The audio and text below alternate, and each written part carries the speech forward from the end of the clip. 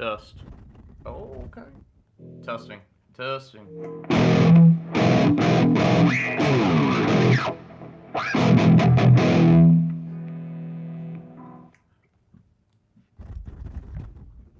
Does this work from here? Testing. Testing. Alright, I think so. Alright, let me get an Ableton session up.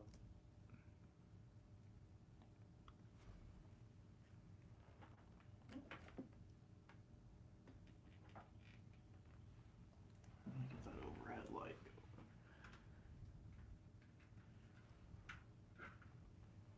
Should be golden.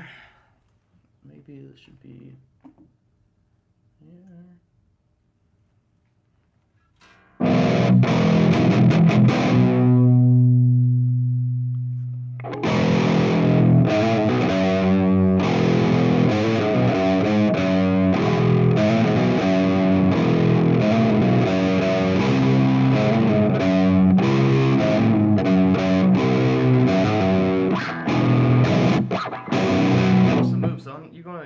No, you can't be doing that. You can stay there. Just don't lay on that pedal board. Hey, can you guys hear me talk? I've got a whole new studio rig, so I don't know if y'all can hear me or not. But I have legitimately rewired my studio for like the third time this week. But I think I've got everything working how I need it to.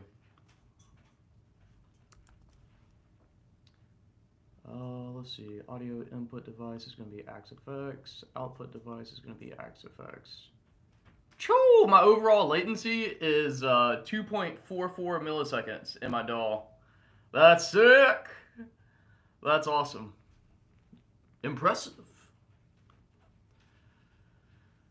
Alright, I got an idea that kind of goes like this. Hey, what's up, Johnny? Hear you loud and clear? Good.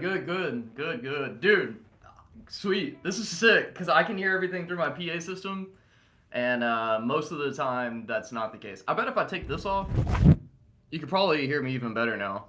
But what I need to worry about is the feedback when I'm actually playing. But I guess we'll find out. So if there's any issues with the live stream, just let me know and I'll fix it. My brother gave me this. This is an Agile 8 with Lundgren pickups in it, which they're a sick German pickup manufacturer. And I'm in drop E. So my tuning, if you're unfamiliar with like 8-string, because all of this is new to me, I usually play 6-string, and I used to dabble with 7 a lot, especially when I had my 7-string Strandberg. But the tuning is E, and then normal 6-string. So I just keep it in, while I'm learning it, I'm just keeping it pretty quiet. Hold on, what in the world? Enable CPU, why is this not, hang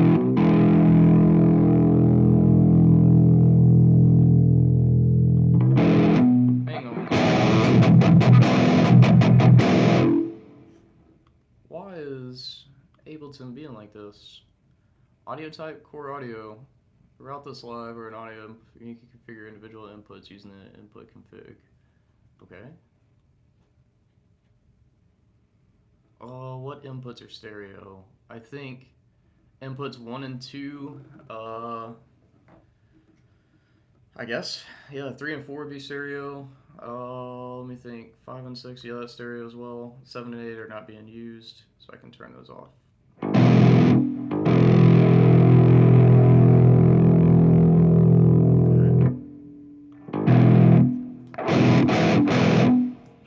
Let me restart Ableton real quick. Ableton doesn't like my rig. It's like, what the hell? What's up, Per? How do I like Ableton for recording guitar? I love it, but it's still very new to me. I'm coming from Logic Pro. Why is this not? Yeah, let's turn this on. Hang on, I'm trying to figure out why this is not liking this. Let's do no audio at first, then let's do core. To enable audio, select an audio driver on the audio output device. Okay, let's do that. Let's just turn them all on. I really enjoy Ableton though. Um, I just gotta figure out what is going on with this. Let's test it. I might have to just restart my computer. That's always like the quick fix, is just doing a quick restart. But see, it shows everything should be working. I don't know why this says it's off. Let me turn this on. Am I getting anything? Am I getting any MIDI? Yeah, let me just restart my computer real quick. Sorry, and I'll talk while it's doing this, but I guess Mac is just like freaking out right now. That's fine.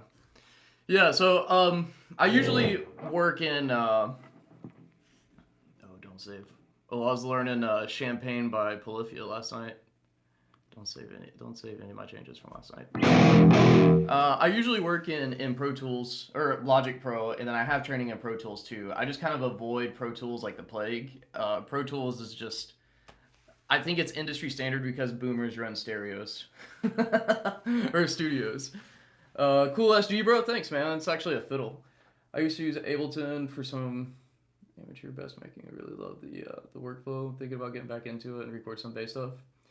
Yeah, it's good. What I think Ableton for me, because I bought Ableton using my educational discount probably a month ago, and what I'm enjoying. Why is my Mac not turning back on? There we go. What I enjoy so far is it's kind of like the best of both worlds. So it's like you get really good audio manipulation that you get in Pro Tools, and then the MIDI is like the best MIDI manipulation I've ever seen. Um, and what's cool about that is that you can customize it to do whatever you want. It's just like, I mean, it's just like with any other DAW. It's a complex learning curve to get like really proficient with it, right? So don't get it and expect to be like I'm not a master at it. I've only been using it for a month, but I am really proficient with Logic Pro. My reason for making this switch from Logic Pro to Ableton is a lot of the gear that I have plays really well with Ableton, and I'm trying to do I'm trying to get into more live performance with my own music, especially now that I'm in like the workflow of writing a lot. Um, basically, I don't have a band, and it's hard for me to find people where I live, at least for the time being. So instead of waiting for me to find a band, I'm just being a one man band and just writing everything.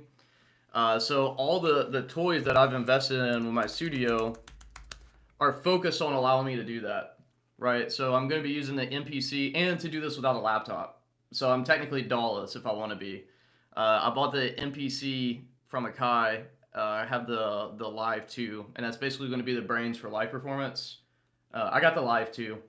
I haven't fully understood how to use it yet. I've done like some drumming with it, and I enjoy it just for that. The pads on it are really, really good. All right, let me see if this fixed it. It looked like it did. And then maybe we can get into doing some tracking. I've got a riff idea. It's nothing too complicated, but this is literally the first time I've ever written with a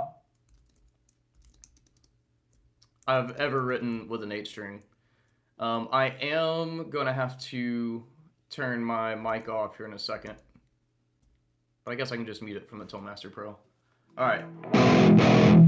So the riff idea I have is it's nothing too crazy. Let me see. Yeah, I bought an MPCX from a pawn shop used for a weekend. And I was like, nope, too complicated, and sold it for a profit. Yeah, it is really complicated, but it's like when you understand the workflow on it, it's kind of brilliantly designed. I mean, it's Japanese design, man. Like love them or hate them, the best thing about the Japanese is that they're really focused on the user experience and efficiency. And the learning curve is like it's like this.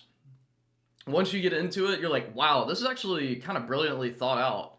But it's like until you learn it, it's so foreign. So I get where you're coming from, Johnny, because that was me until about this last weekend when things started clicking. I was like, oh. So like the biggest thing that happened is, for example, if you're coming from a DAW like me and you're getting into an MPC, well, first of all, I want to say this preface. MPCs are really big in hip hop, sampling culture, and like the lo-fi culture too. I'm not going to be using it for that. I'll use it for lo-fi because I do write some lo-fi. I love writing chill music that I can just like have a glass of wine and just like hang out. So it's really good for that, and it's really good for making beats. but it can do whatever you need it to. And that's what I'm hoping to showcase with my whole studio rig, is that I'm going to be using it in a very non-traditional way. Like, I'm not a hip hop guy, you know? But you will hear, I am like 90s hip hop influence. Like, man, I've listened to a ton of Notorious B, Tupac, you know, just a lot of those guys from that time. So it's inevitable that it's gonna come into my playing. I'm just still, I mean, I got it last week. I returned a bunch of gear. I had the SP404, and because I'm trying to find something that allows me to play live, but also isn't playing to a backing track. Like, don't get me wrong, there might be some songs that are right where it makes more sense to play to a backing track if it's like a an experience. But I also love improvisation, so I wanted something that felt more like jam bandy, if that makes sense. Yeah, I returned the 404 because I didn't really understand what I had. I'll probably add a 404 back into my rig at some point.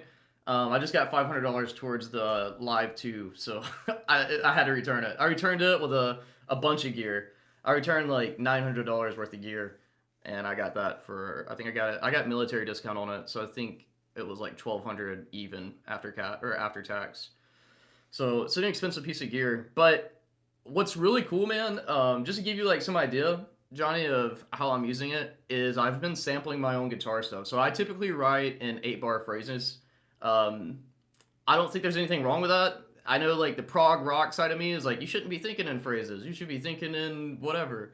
But really, even if you study classical music, a lot of times it's like phrasing, like part A, part B, part C, right? You just got to think about what your phrasing is. So what I've been doing is writing in 8-bar phrases and then sampling it on the MPC. And because this one has a battery and a speaker on it, I can just go walk away, take it with me into the living room, and write. I'm a nerd. I use a lot of synthesizers. Like I have my here. Let me get this wired up so you can hear it, and then I'll have to turn it off when I'm recording. But I have an analog synthesizer that I use. So let's see. Let me get my bass preset. Let me see. Okay, this is where this is dangerous. So for bass guitar, I have a bass guitar. I just like the way that a synthesizer sounds over an actual bass instrument. And I know like other musicians might be like, what? It's true. Alright, so here's my bass. And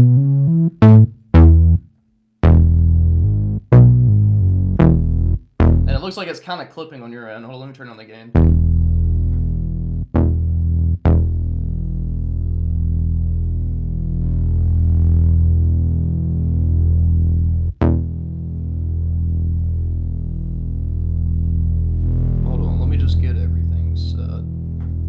By the way, if you're watching this, listen with headphones because I'm streaming everything as I hear it in the room into an interface, and everything is in stereo. So if you have headphones, it should sound really good. But let's say we're in like C minor, right?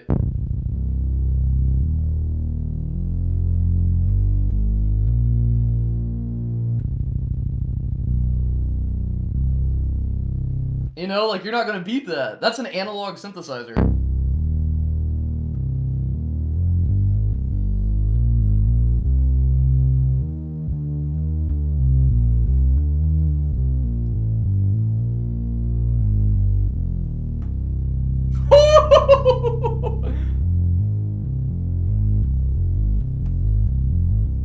Look, I can go on an arpeggiator.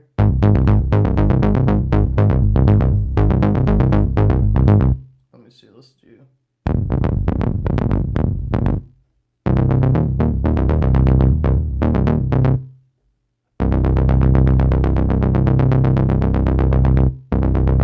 How do I turn that arpeggiator down a little?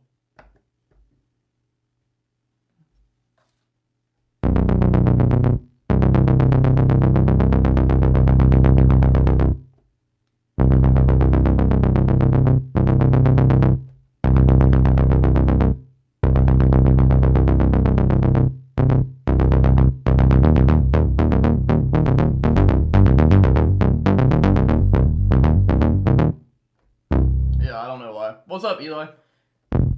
I usually use software from arpeggios, but okay. But yeah, that's just like an idea of how you can use it. You can't tell me that doesn't sound good. In my opinion, that sounds better than a bass guitar for low end, for bass.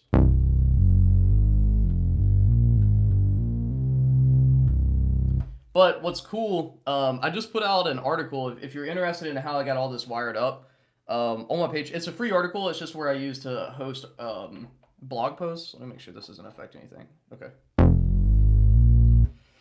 But I have MIDI controlling everything. So this MIDI controller is also routed directly into my MacBook. And then this MIDI is routed through. Yeah, the attack is a little harsh. So this is what I do when I record. I hold down C, and then I'll do whatever phrasing I'm doing.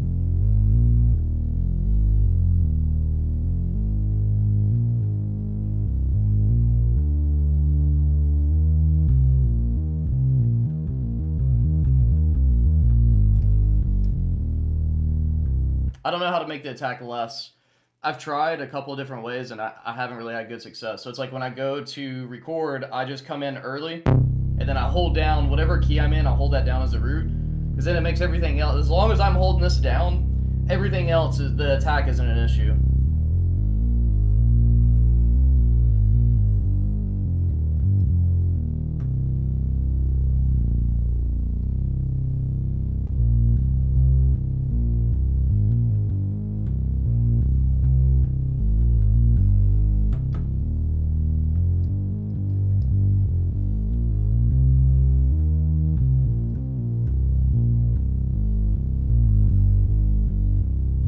Yeah, alright, anyways, let's write.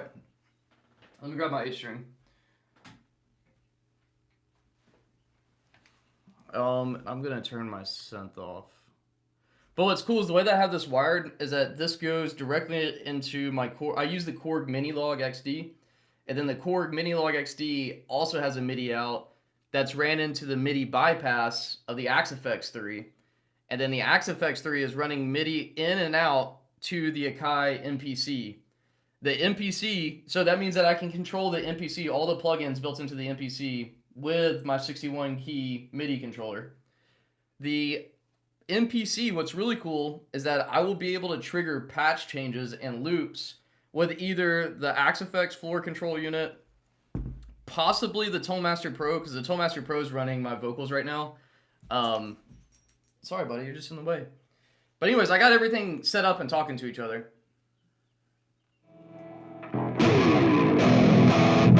Alright, so the riff I was working on is something like this. Let me see.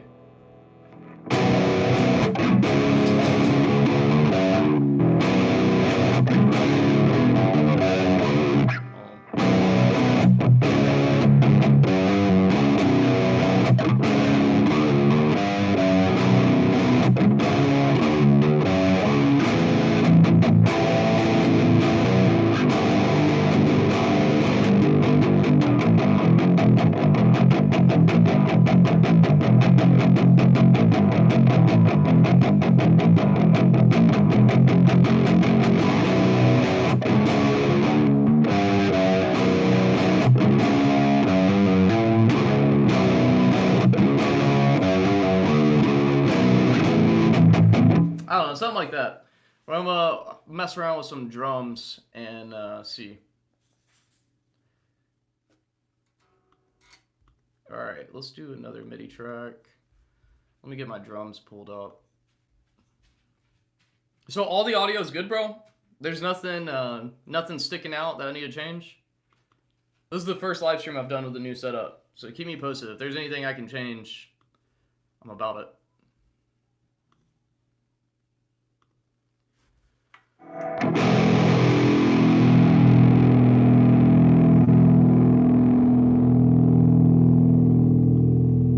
Wait, now I'm not hearing audio.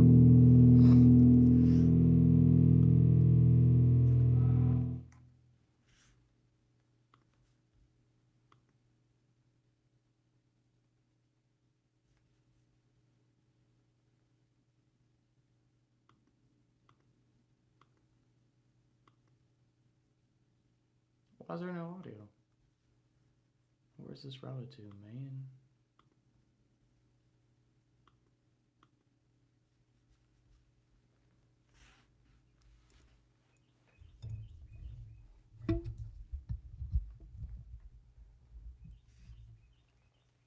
This is really weird. Really weird, man. I see it's coming through here. Grid editor, grooves. Yeah, but I'm not hearing anything. Let me go to output config. Oh, we just want outputs 1 and 2. See if that fixed it.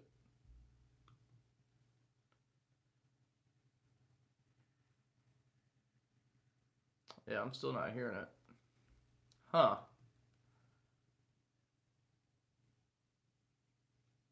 I could do this.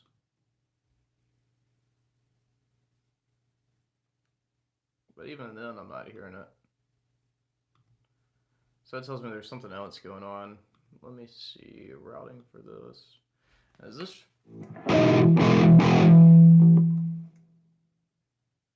It looks like it's recording my Axe Effect, so maybe what I should do... Hold on. I'm going to delete this channel. I'm going to put it back in. Let's see, all ends, yep, no output, so we're going to do output to...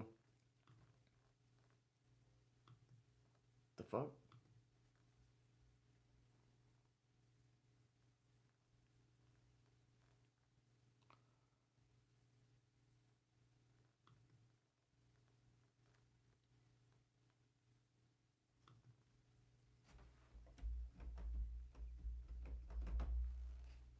Okay, let me see something.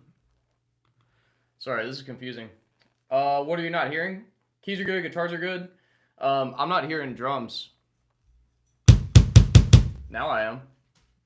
Okay, well, glad I got that fixed. Alright, let's see.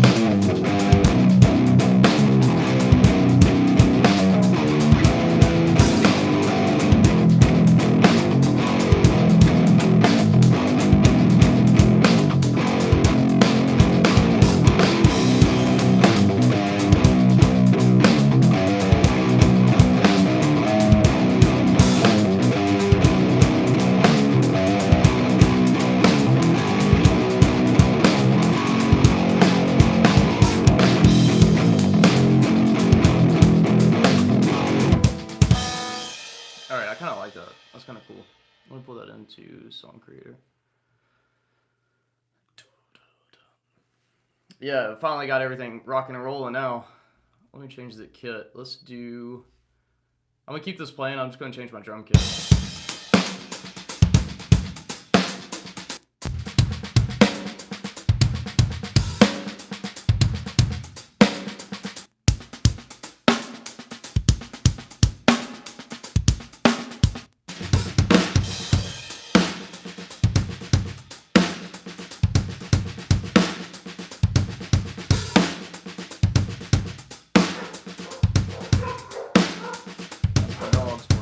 Y'all hush!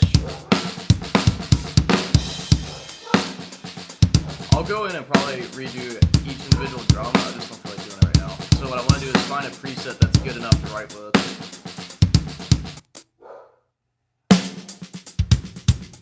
That's pretty good. Charlie, shut up, dude.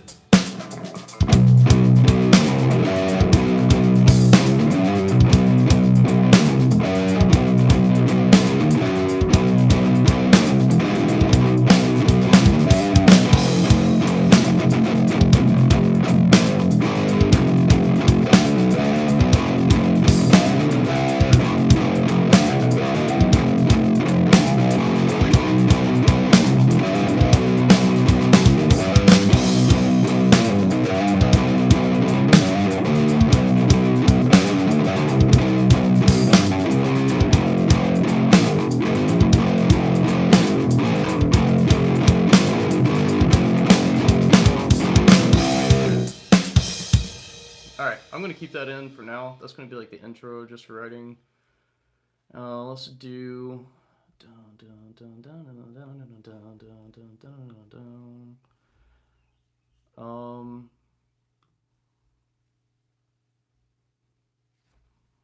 let me just put that on a loop.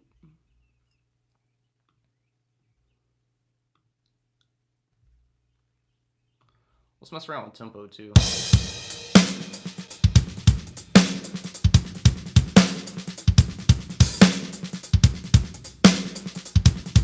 What up?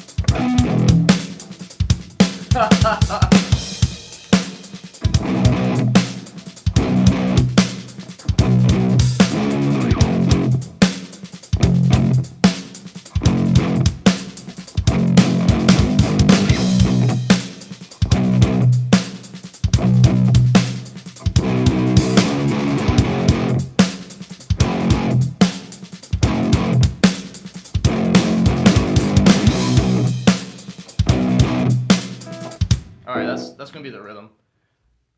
And let's make it power chords.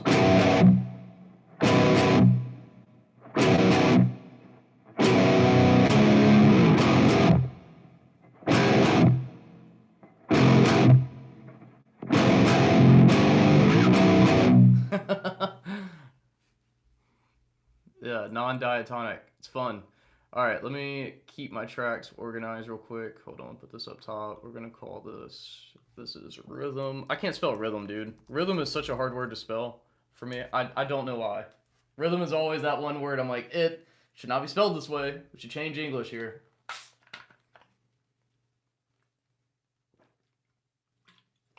Guess I ain't got no rhythm.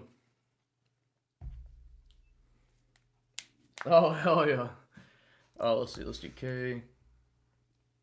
Make this R. Alright. Yeah, then I'll figure out what I'm going to do for the lead stuff. I think the lead's probably going to be like dun dun. Oh, let's see. We'll do that in a second. Let me do rhythm first, and then we'll write. Should it be neck pickup?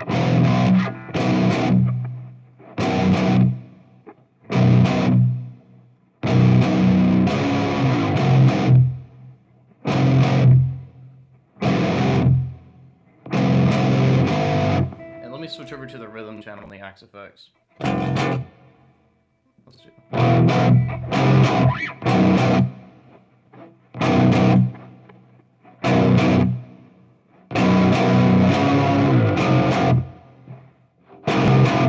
And one last thing before we record, I'm just going to double check.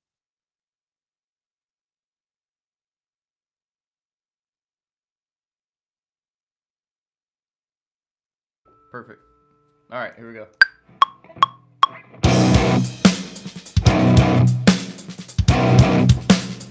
And I'm not recording.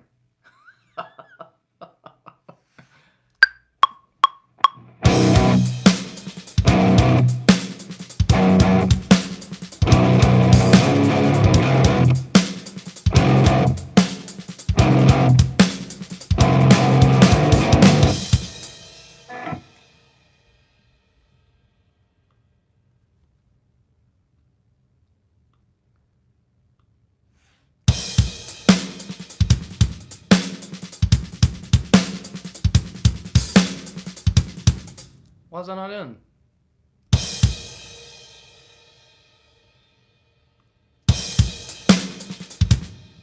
Bro, there's something janky going on with this. I don't understand this. There we go.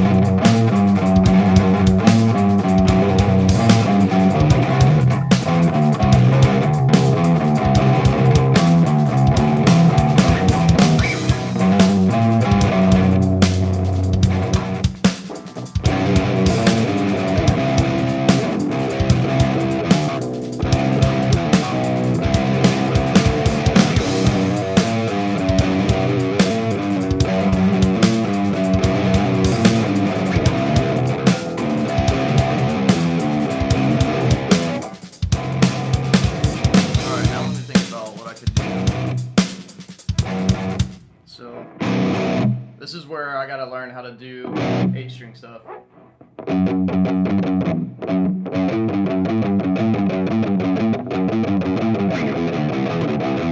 Yeah, that can be repetitive though. Triplets. Let me come up with a melodic phrasing first.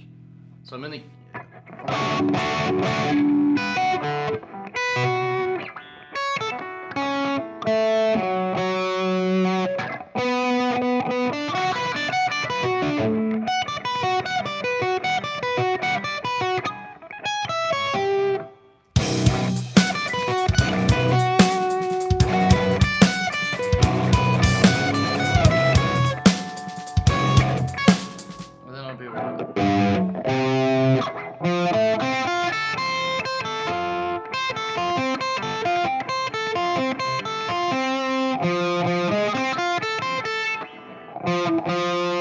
This is on an 8-string. It feels like I'm playing a new instrument, man. This thing is so big, it's throwing me off. That's what she said.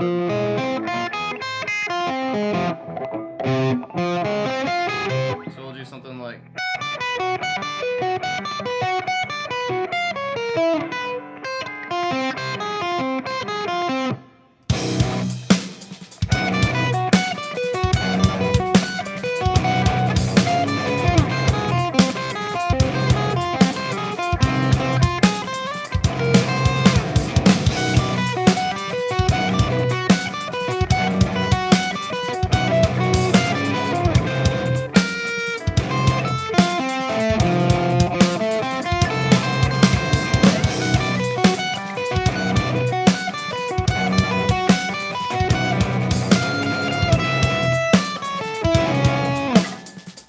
Well over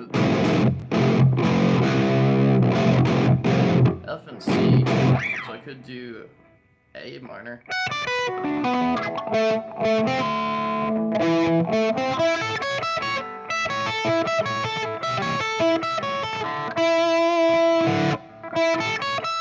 All right, John, I'll see you. So it could be.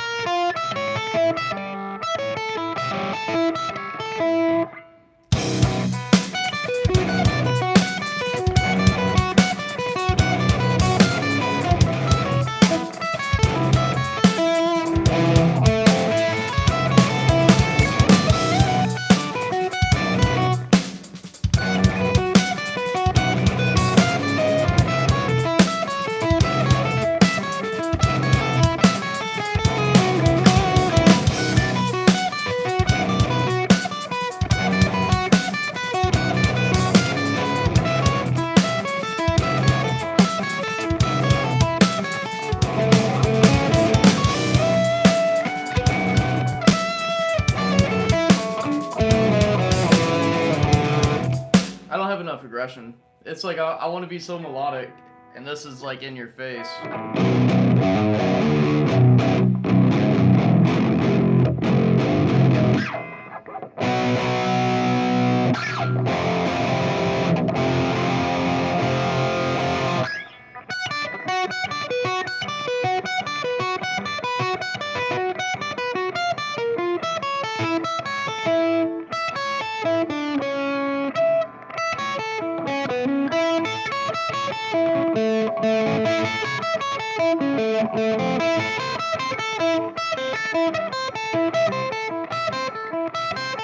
How can I make that more complicated? I could do something like.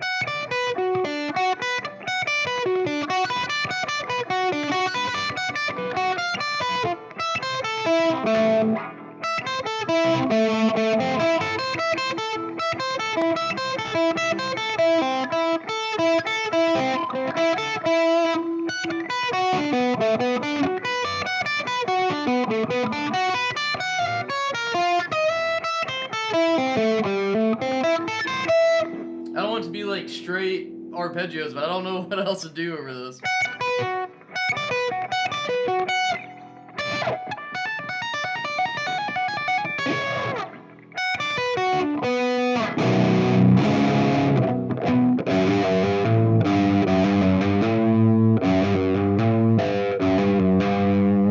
I'll play it here.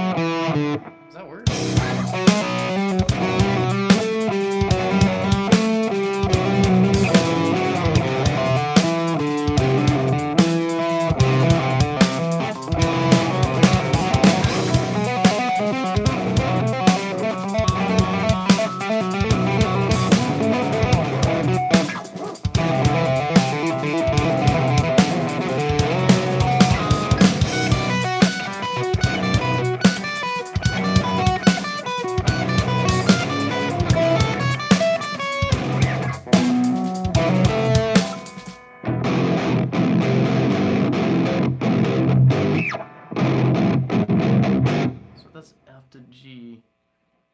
I mean, C major would work there. I don't want to play just a straight C major. It needs to be something minor. But if I think that way, I mean, it could be D minor.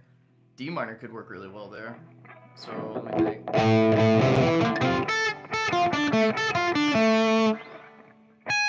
And that would be what up here?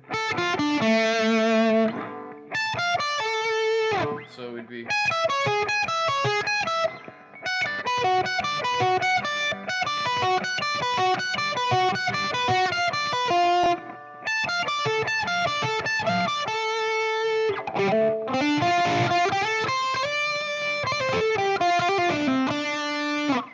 I don't know how well that's gonna work. Let me try it out.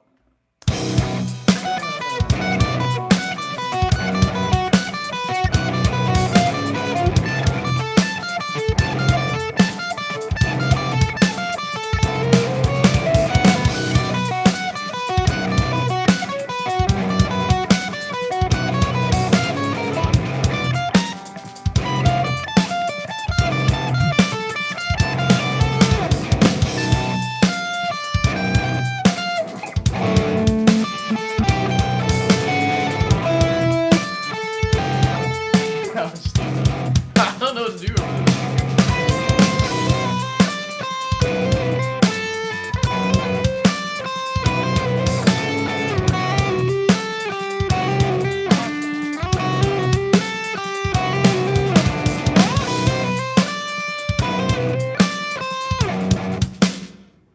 Where else could I take that corporate Russian though?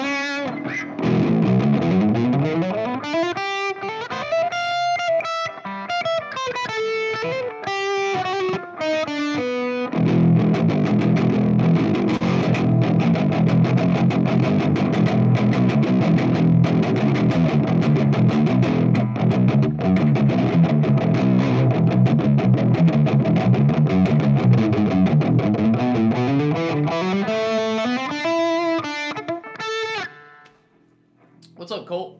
Trying to figure out what to do with this damn 2x4 in my hands. Check out, this is what I got so far, but I'm thinking I'm gonna add to it.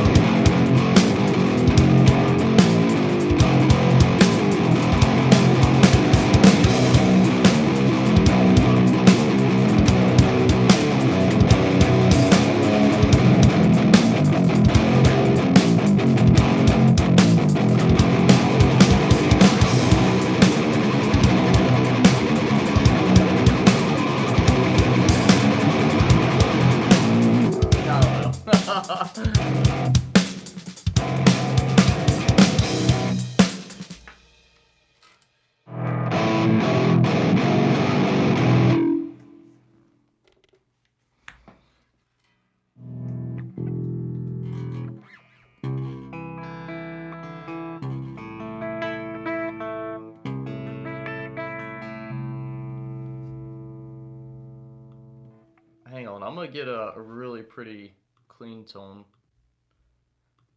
Let me see, let's do...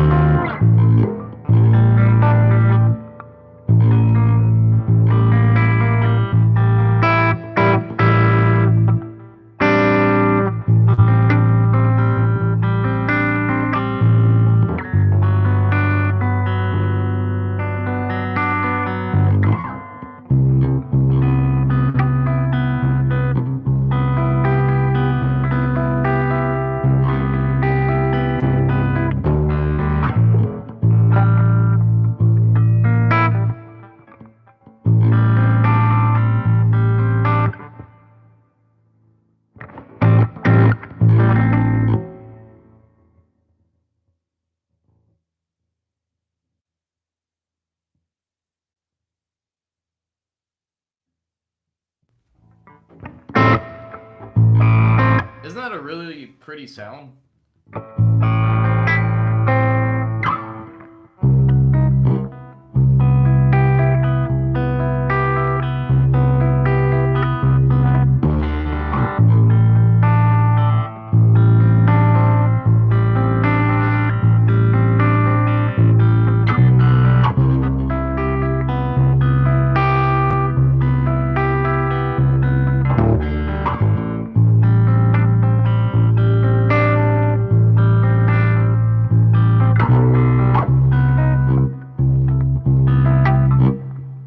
You would think that, like, if you play a lot of guitar, if you come over to 8 string, it's only like 2 extra strings, but it's really like a whole other instrument. Like, this thing just sounds. It's really weird to play. There we go, that's a cool sound.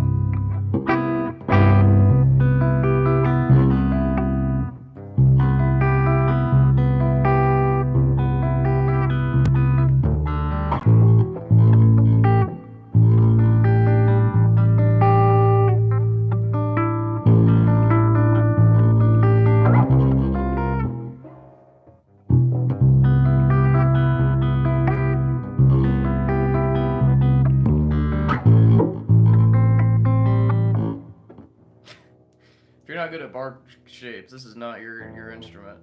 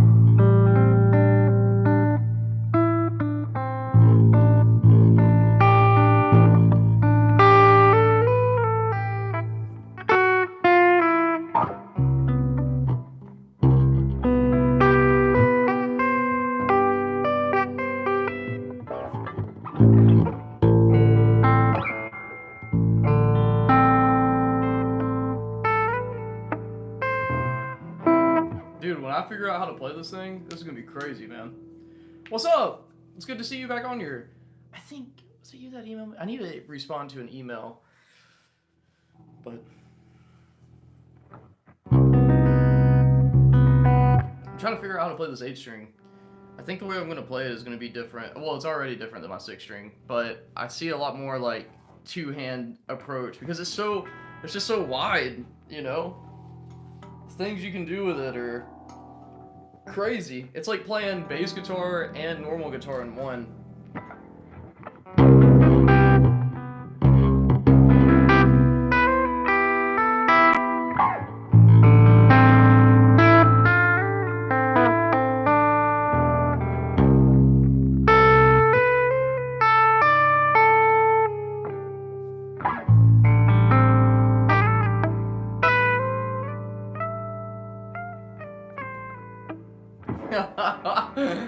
Let me grab my footstool. I can't get comfortable with it.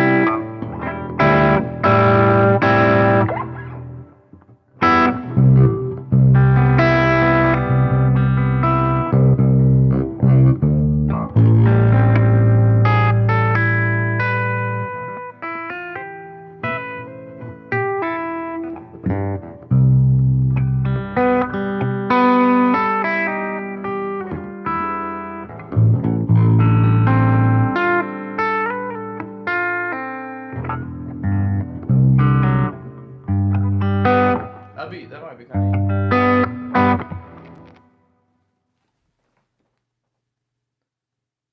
Ah, nice, nice. Yeah. Well, good morning.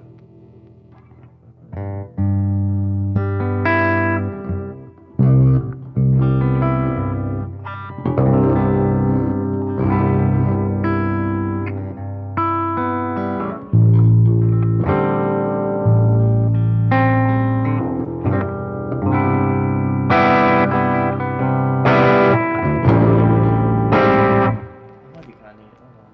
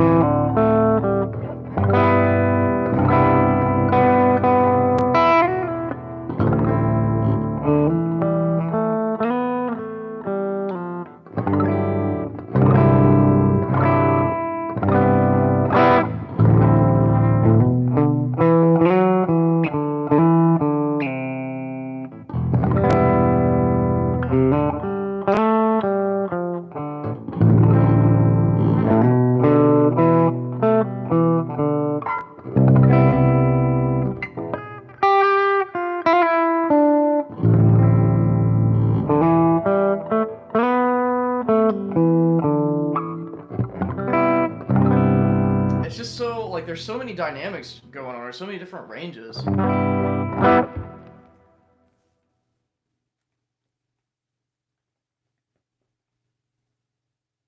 Well, sweet.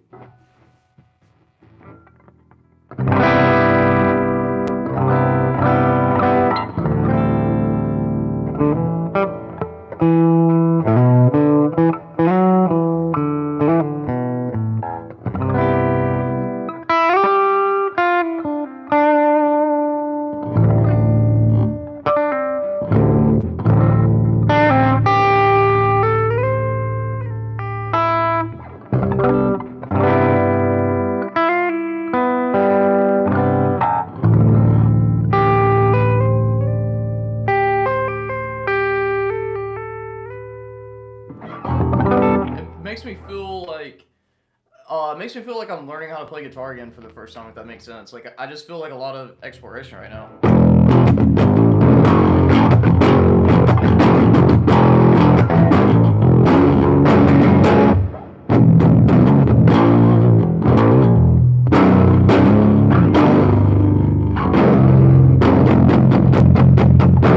Yeah, it does.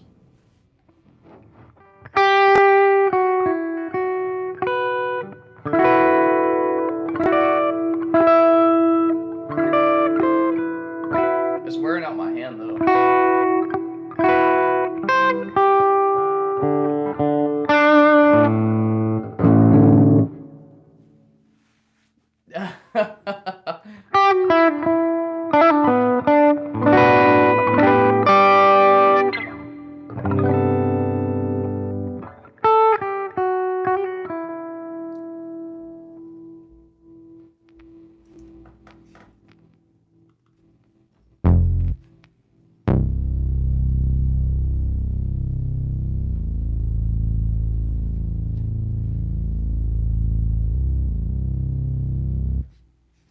Let me open up a new session.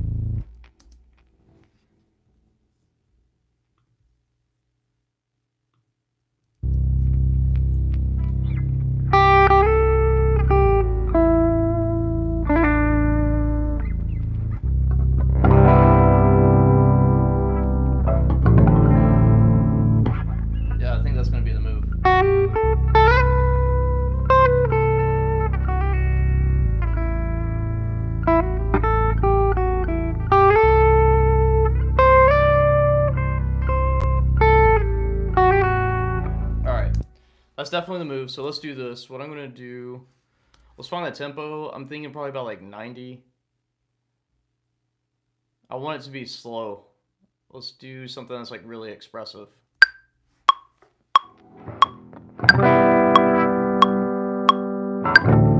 That's still a little fast. Unless I hold it out. I could do 2 measures each.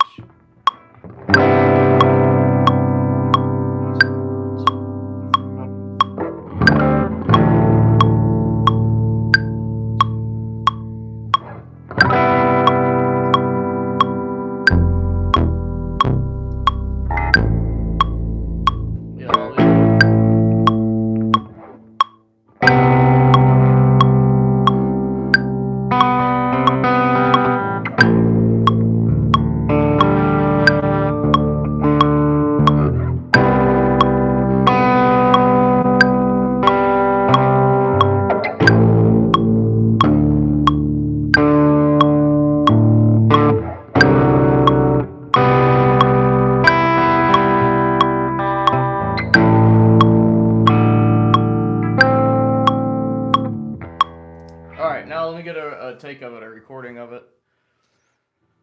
Dude, it's wearing out my hand. This hand is like super wide stretch.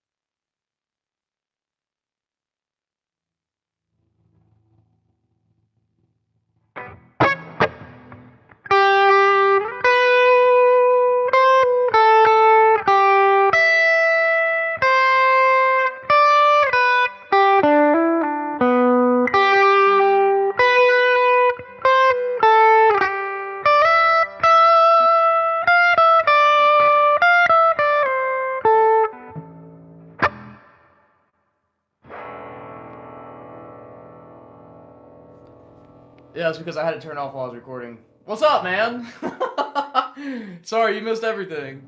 But at least you can hear the guitar. That's the important part. Dude, my brother gave me this 8-string a while back, and I just haven't used it. So I put fresh strings on it, and I figured with the new studio setup, I would try something new just to get out of my habits. And this is doing it. It's hurting my hand to play because I'm not used to, like, for those chords.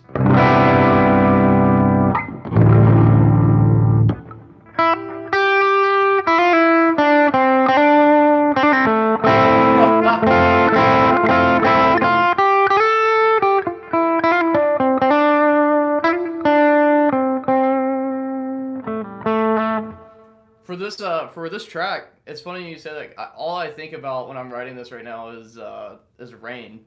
That's what I would name the song so far, is rain.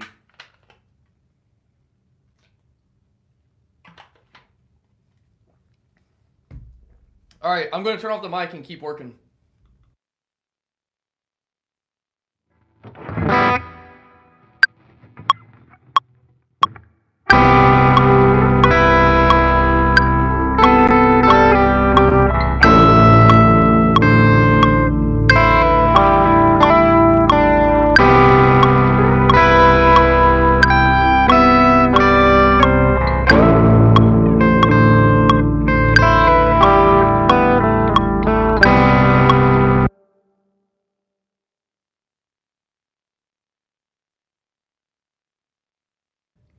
I think I actually want 16 bars of that. But what I'm gonna do is ah,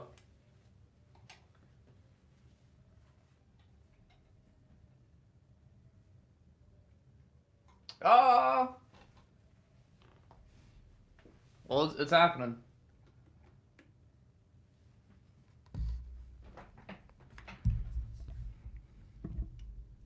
I'm gonna build out a drum kit real quick.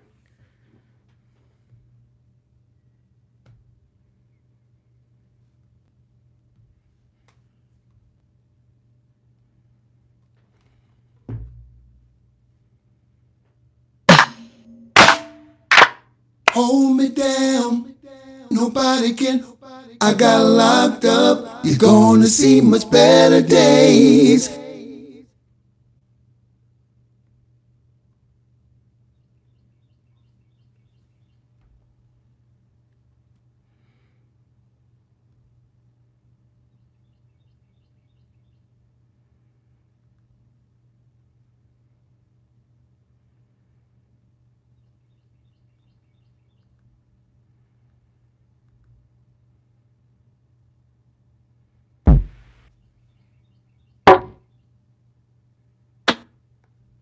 Hang on, I gotta do some sampling. Let's see, I need this to be.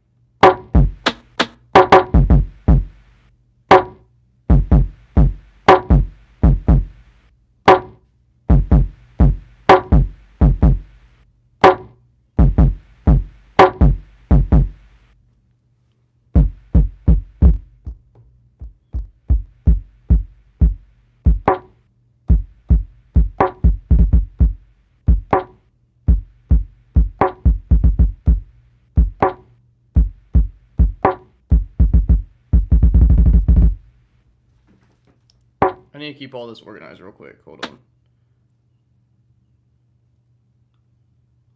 Or let me try something. This is a new piece of gear, so I'm still learning how to use it. Let me try this before I commit to this.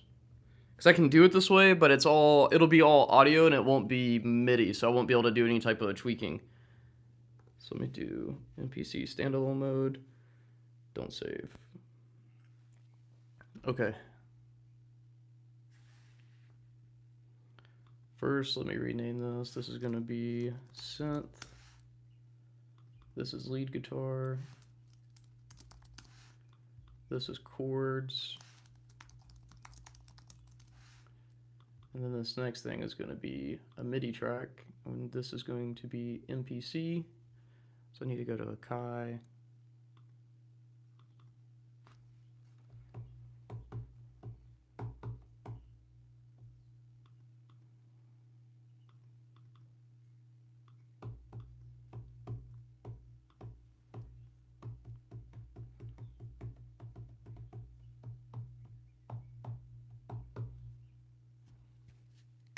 It's not registering it. Let me see something. Oh, I know why. Hold on, I need to come in here. I need to go to MIDI. Dude, having all this set up is like, it's crazy. Crazy.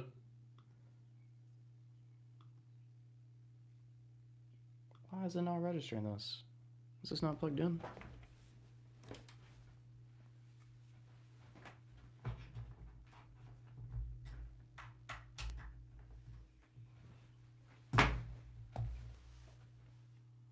Aha!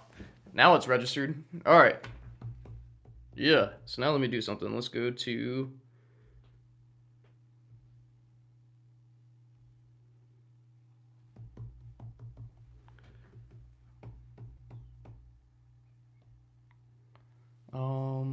I have no idea how to use this, this thing. Once I figure out how to use these pads, bro, it's game over, because these pads are so good.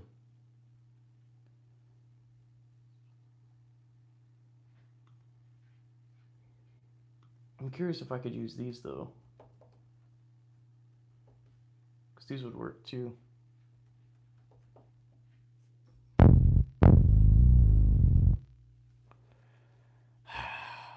This is like the joy of having new gear and learning it. But I think I can do this. I think I can send... Okay, let me try something. We're gonna do a MIDI track. We're gonna do let's do Clark Audio.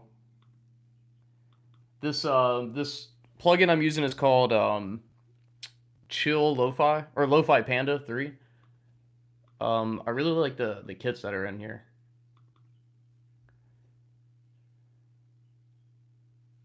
So what I need to do is make this MPC send MIDI to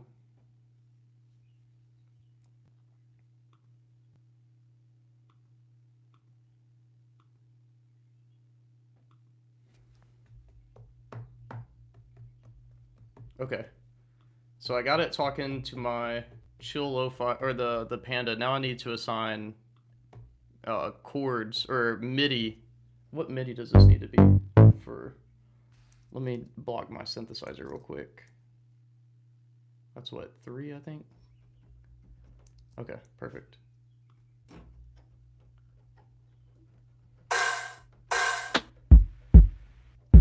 So C4, I think that is.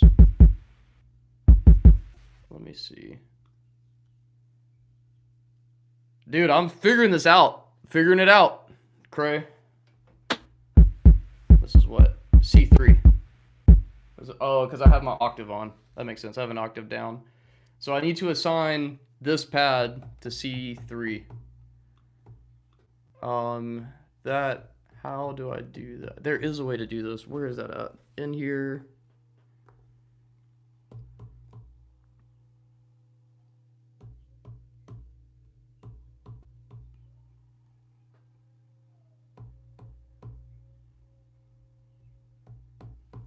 That should be C3 now.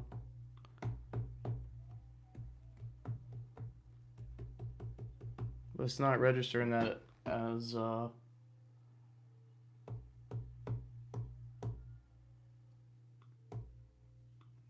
want it to send to. Does it need to be below it?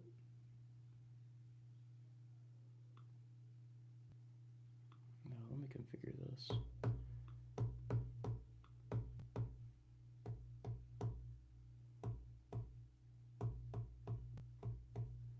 I mean, I can use my keys, but I really want to use these pads. It's way more intuitive to use pads than it is to do anything else.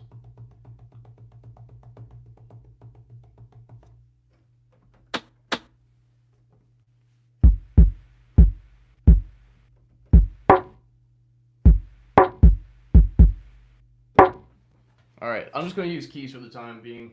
Yeah, I'm just ready to move fast.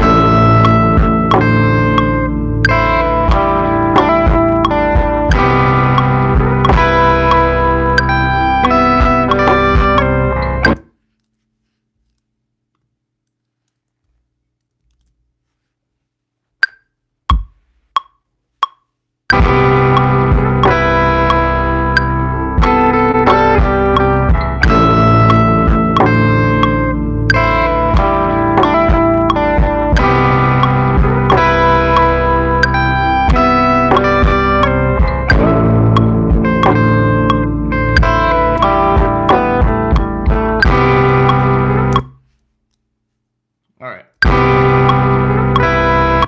Why is that not in?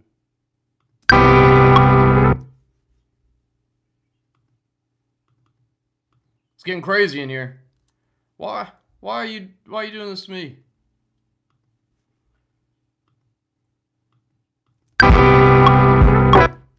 Alright. No. Yeah, there's so much learning going on right now, bro. This is all like learning Ableton, also learning my gear.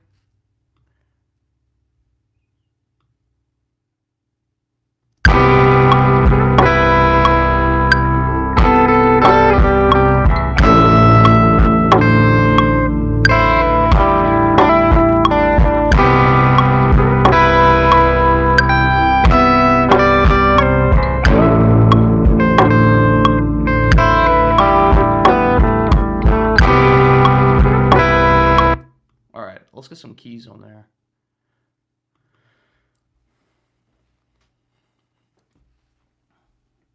Time to program some keys. Let's do Bandmate. And then I need to see where this is. Show me in the browser.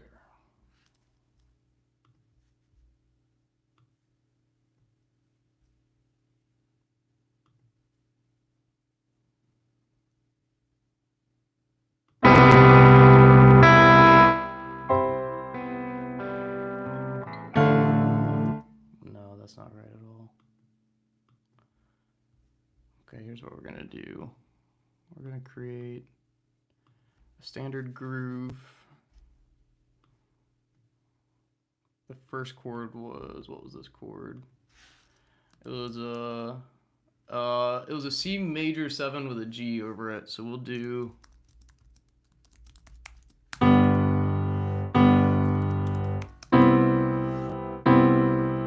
Do an inversion though? How do I do inversions with this? Ooh.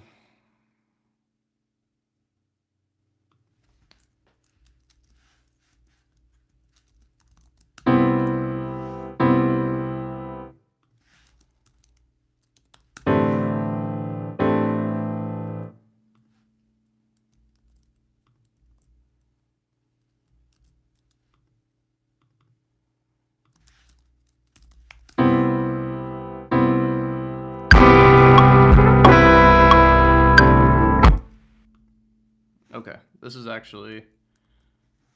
Got it now. It's cool in this piano that I'm using. I can just type in the chords that I want and it'll do them. And then I'll show you something else that's really cool. If you're not a great piano player like me, this changes the game.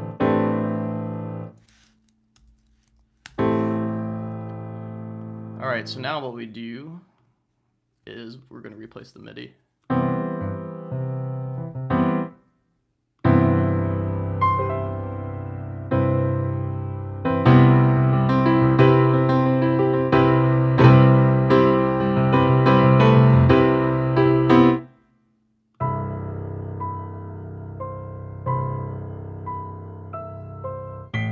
This is sick.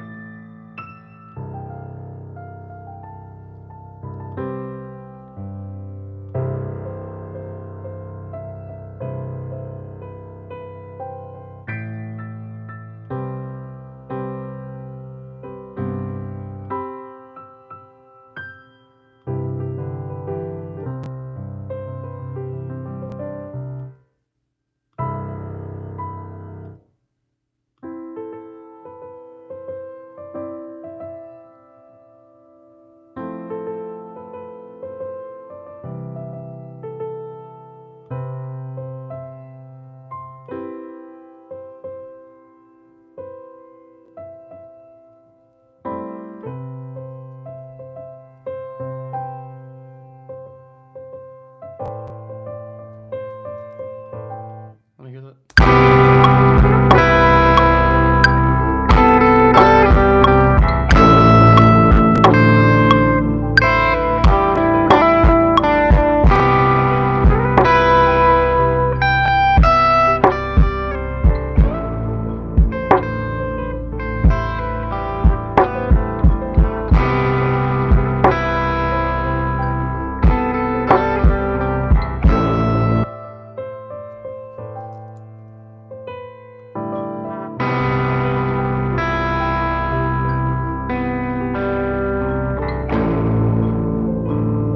Shit, there's Mike Lee.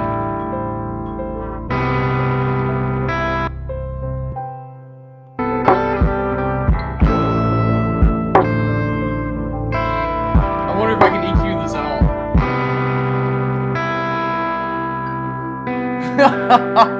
I might just have to redo it. Let me see if I can take this out. Oh.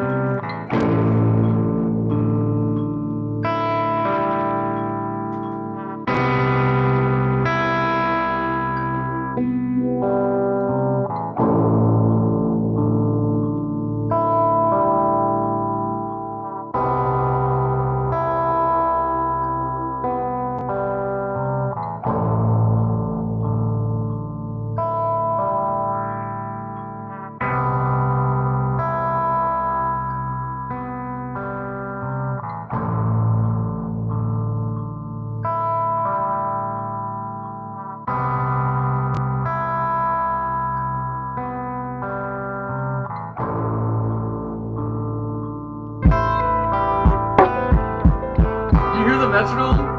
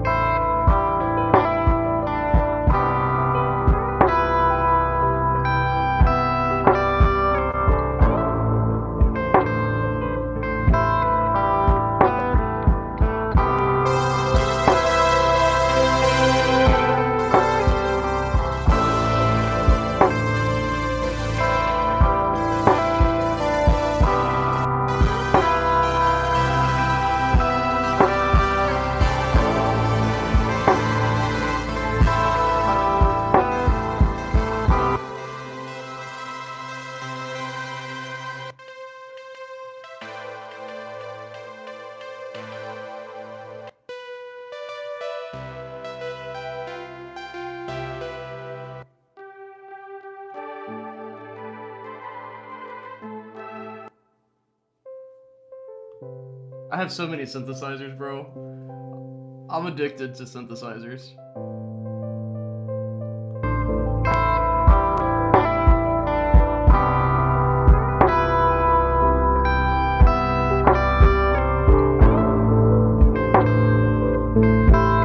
Let's put an 1176 on this and warm it up. What's my CPU usage? 6% of CPU power is what I'm using right now.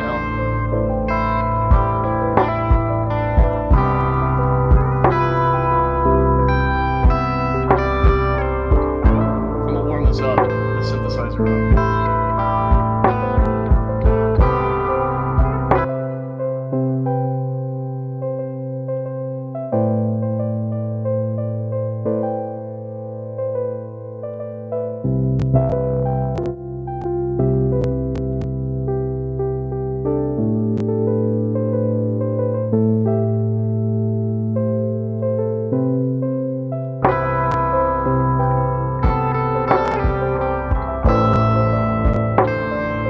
Give it just a little bit of delay.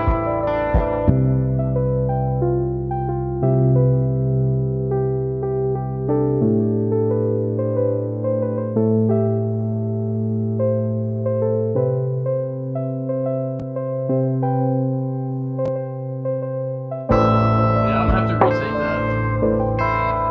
What's up, Nicolas? You writing?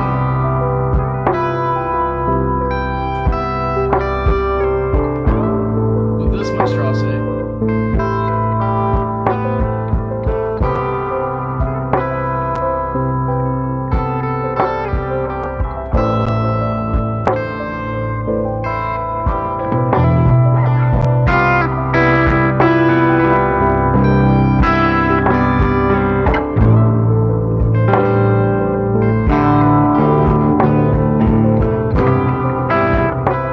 Alright, let me redo the guitar real quick, just because that click is gonna bother me. So I need to turn off this damn microphone.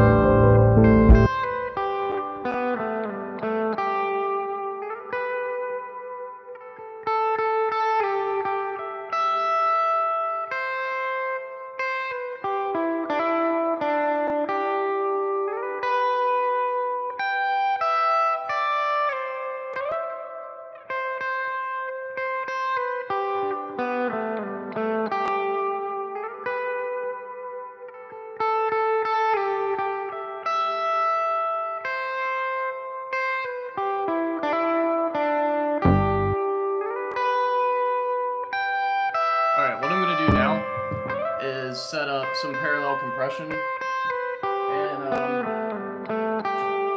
run my guitars through it to give them some extra warmth. Too many strings? It's so moody, you love it? Good. Well, it's not done yet.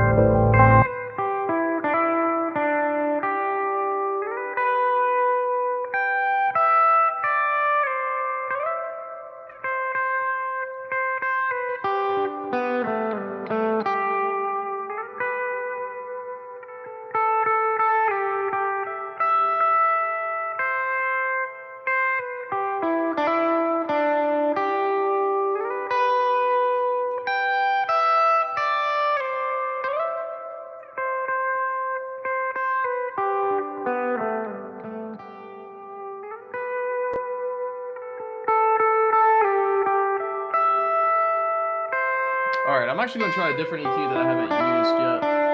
Dude is cooking right now. Yeah. The neck is so wide on. I know, man. I was saying earlier, it feels like I'm playing on a like on a 2x4. All right, what I'm gonna do is man, it's just crazy how like even on the 6 string part of the guitar, it is it's so dynamic and so broad range. So I'm really having to like really focus on the EQ. Also because I didn't do it on the Axe Effects. The guitar tones you're hearing right now are the Axe Effects. I'm trying to learn it because I know the Tonemaster Pro really well, and the Tonemaster Pro is running my vocals right now, by the way. So I have every piece of gear in my studio is working in tandem right now. I just don't really know how to use the MPC, so I got around it by playing keys. But what I'm gonna do now is throw on.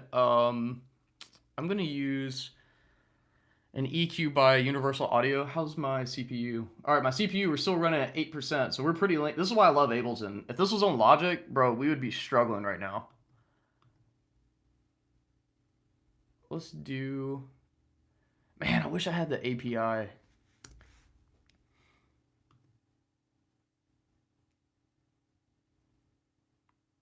Hang on, I'm just looking real quick, seeing what I'll have access to.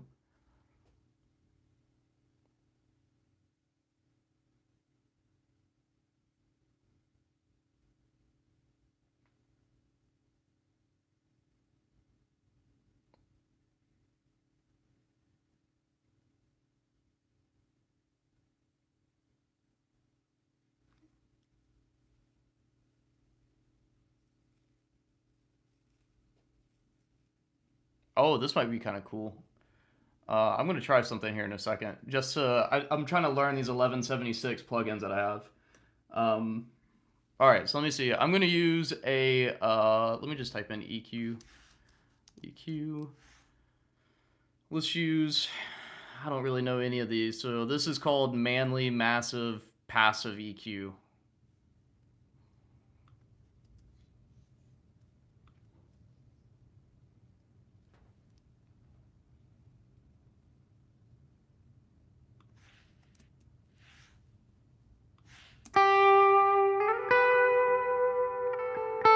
I don't want to use this EQ.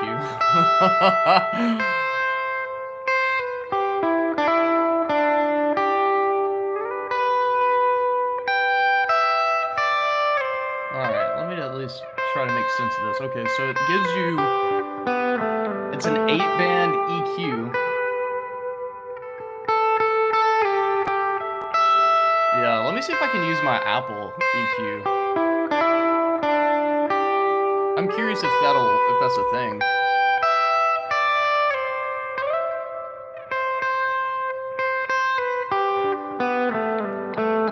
Nope.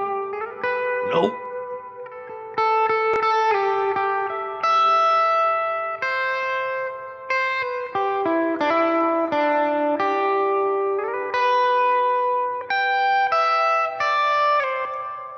Hang on.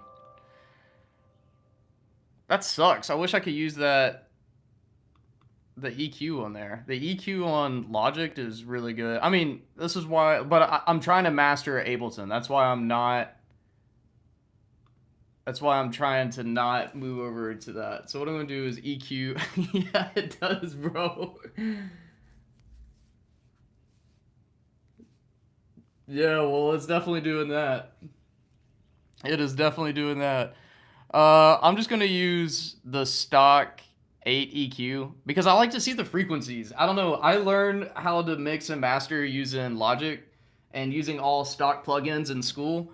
So I like to see my frequencies so I know like how much to pull down. And so anyways, this is EQ8. It's a stock Ableton plugin.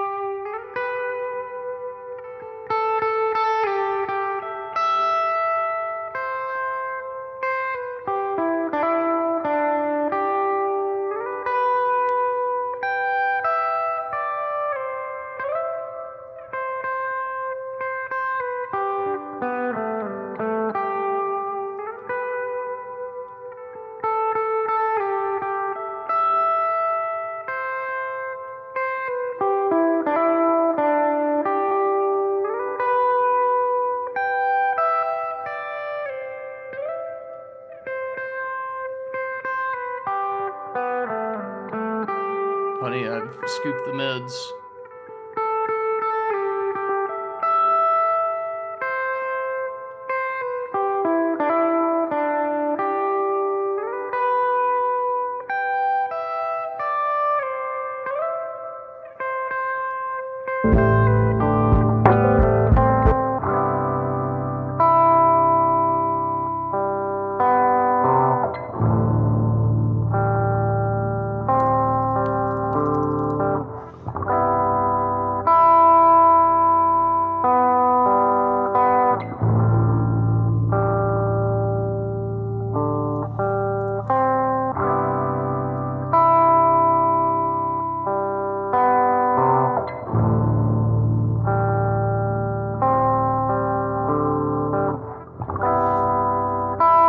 That sounds really good. I'm going to use another Universal Audio plugin because this is pretty much enough audio for me to work with to at least get a minute of material. So what I'm trying to do is get the sound set up for the song and then go through, and then I'll probably keep adding to it. But I like to work in phases like this because if I get motivated by this, then it's so much easier to finish the song for me. So you're just kind of seeing my workflow. So if you listen to the album, this is how I did basically every song on there. This next plugin I'm using is called Verve Analog Machines. For a while, you could get it for free.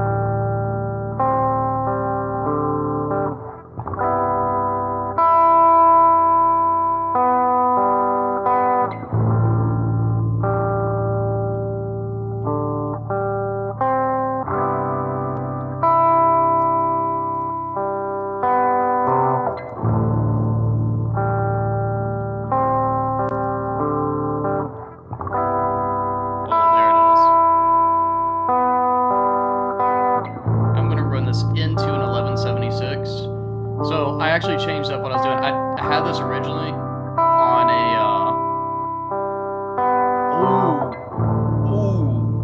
what do I prefer? Alright, we're gonna do an A/B test. So I'm using it only in my sidechain. So I'm pushing, I have a bus that's just for my guitars, for compressors. I'm running an 1176 compressor, and I'm doing slight compression. I'm basically just taking off the peaks, and the 1176, I mean, it's just one of the greatest compressors of all time. So it's adding a lot of warmth. Oh, sweet. Yeah, you should check it out. It came out yesterday. It's doing really well. It's the best release I've had so far. Yesterday, I had over 200 streams from beginning to end on the album, just on Spotify. I don't know how it's doing on Apple Music or Amazon yet. I don't have reports. But yesterday was a success for me because I'm still a small guy. You know, I'm not expecting millions of streams when I publish something. But honestly, my expectation was for no one to listen to it, and it turns out a lot of you guys listened to it. So thank you guys. I appreciate y'all. All right, so I've got two things I'm going to do like a little A/B test on. I have the Stutter A800, which is it basically replicates running sounds through a tape machine. And then I have the newer the Verve Analog Machines. I think the Stutter is going to replace these things for me, but I got it for free, so I kind of want to use it. But yo, what's up, Mr. Mimosas? Oh, well, thank you. I appreciate it. Yeah, I mean, biggest thing I'm using it for is like a marketing tool, but you know, I don't know. I just don't have any expectations. I just enjoy creating, so it's cool, man. It's cool. I can't complain. All right, let's see. Let's do.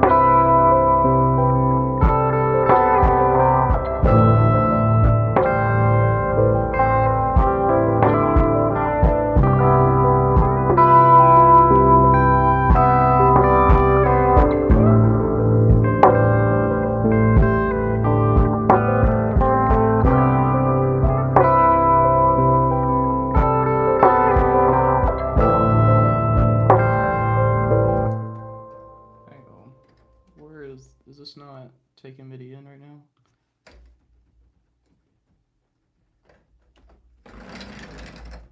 Why is this not picking up? MIDI, all channels. C3 is supposed to be the drums. Why are we not getting it? Does this have to be open? I don't understand.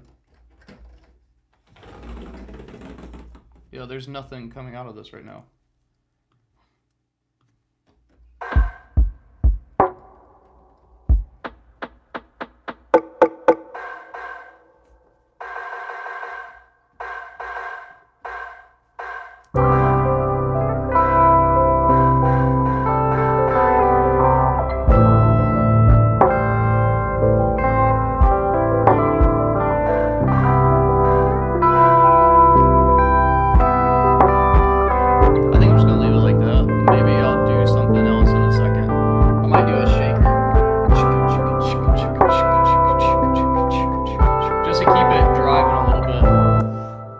But I think that's going to have to be a whole different thing. Probably. Yeah, it's going to have to be a whole other plugin. We'll do that in a second when I'm worried about arranging. But the drums sound really good. Listen to the drums. They sound really...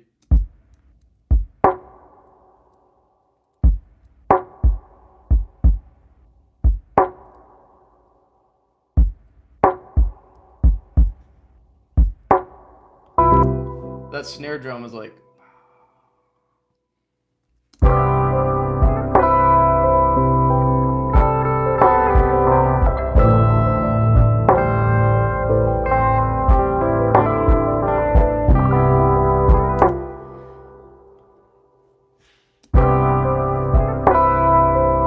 Alright, so now here's what we need to do.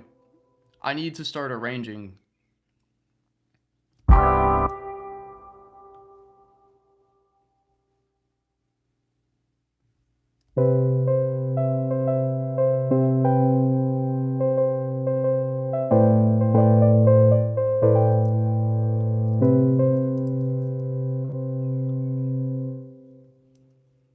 Okay, let me see. I need to get, hold on, I gotta go jumping around for a sample. I've got a sample of like a scratching vinyl sound. Actually, let me save this. I'm gonna call this track, let's do music production.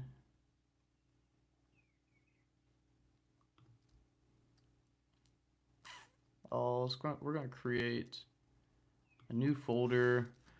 For now, it's just gonna be called album 2, and then we're gonna do a new folder. We're gonna call this rain.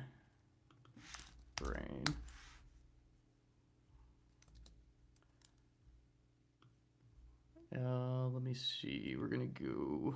Where's my samples? I really need to move these. This is like a nightmare to find.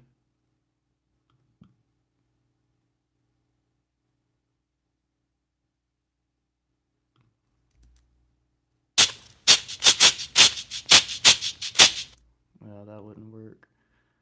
Where did I save that at? Library?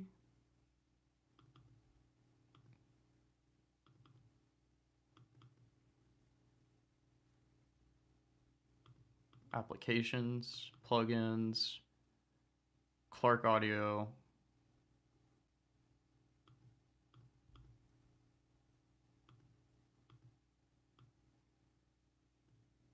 All right. Now then, we'll do textures. Let me see.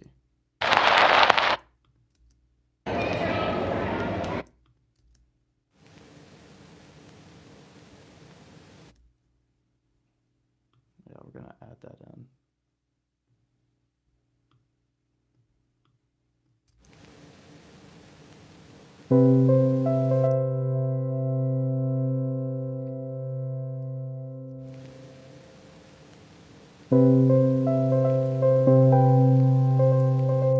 Oh my god. I don't know why this happens in Ableton. But one thing that drives me crazy is that if you export MIDI from a plugin, oh yeah, mine's not bad. It's just but anyways, whenever I import something from a plugin, it changes the time signature, and I do not know how to get rid of it all.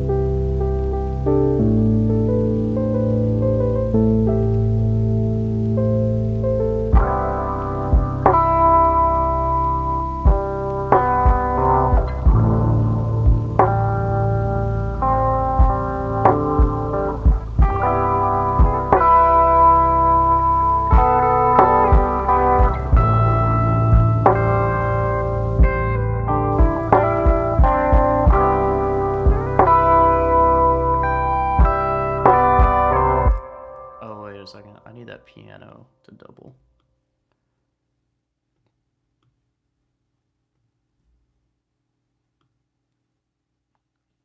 All right, so this is how I kind of take these ideas. And yeah, the drum tickles your ear just right. Good. So now I have 1:10 written of a song. So this is like halfway through like a 2-minute track song, right? So let's hear what we got. I think I'm going to add in another texture here in a second too. This is just a placeholder so I can get familiar with the song.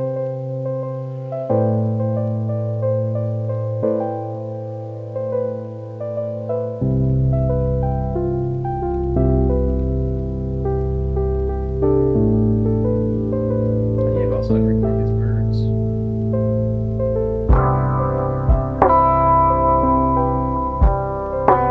You hear them? They're loud as fuck.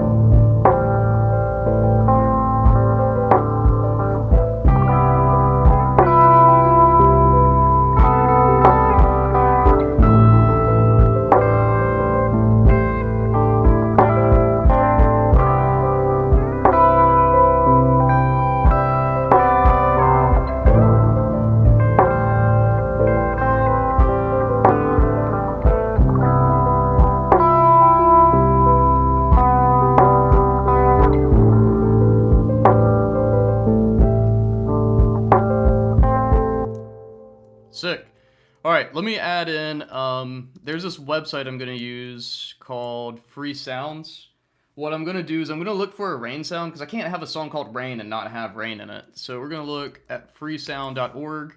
These are all copy-free or copyright-free sounds. So if you find them in here, you can use them.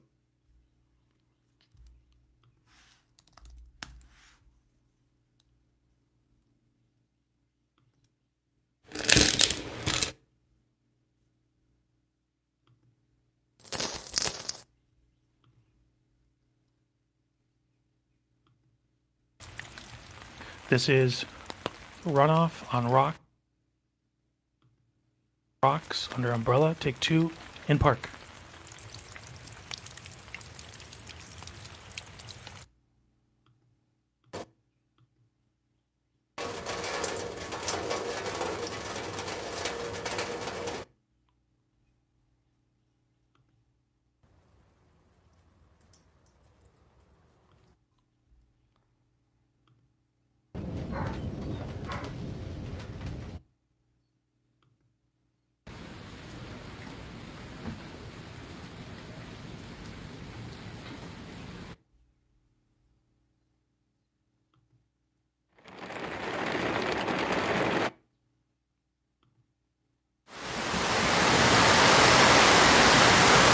That's like way too much white noise. I want something that's kind of subtle.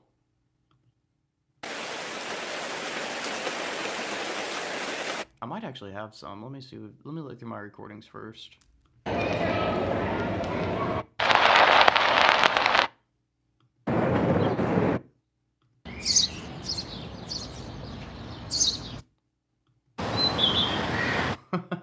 a weirdo, man.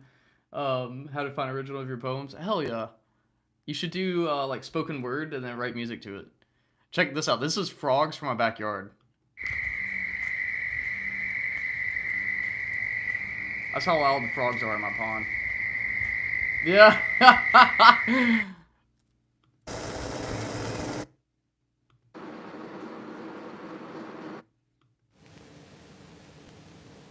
Oh, let's see. This is supposed to come with samples too, so let me look. Rain.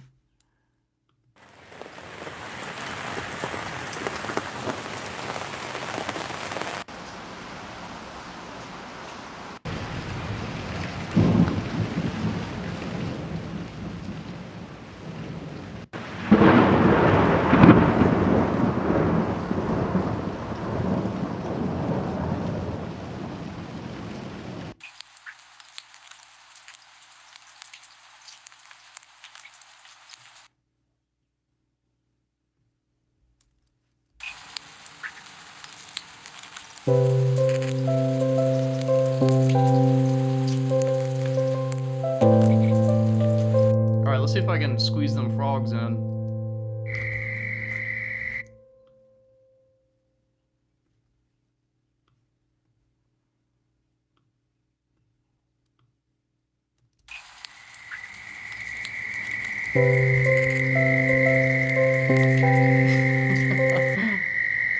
Let me do some EQ to this.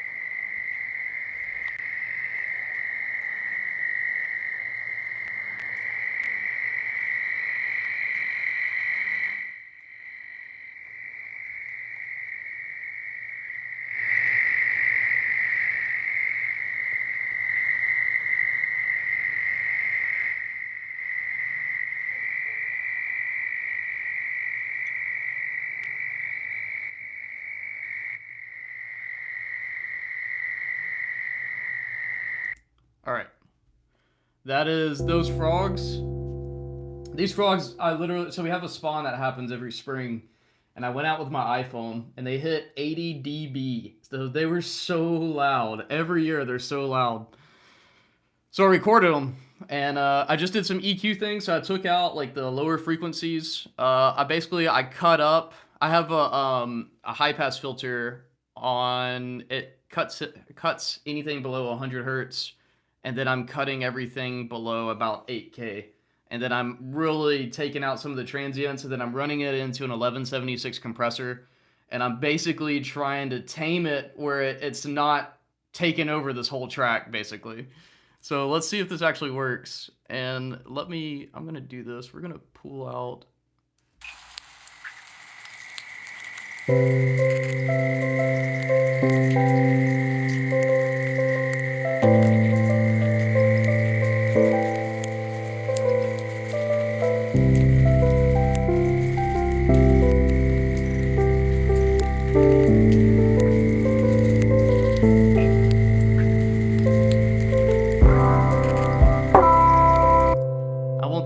To cut out about right before the drums kick in. So we'll actually cut here. Oh shit. How do I cut? Split. Command E. And I'm gonna fade them out. Alright, so let's hear it from the top again.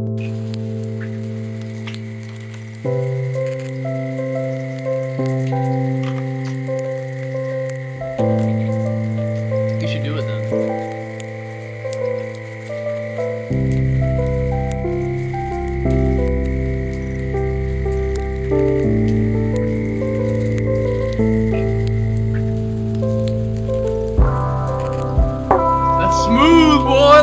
So smooth.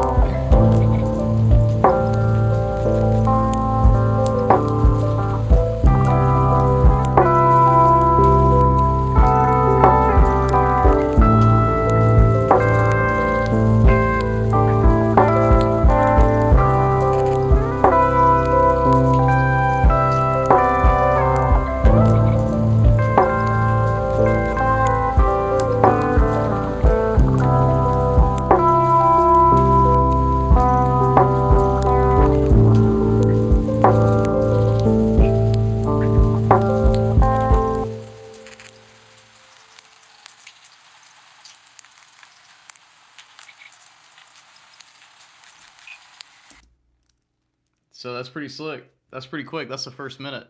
So now I need to figure out where to take this.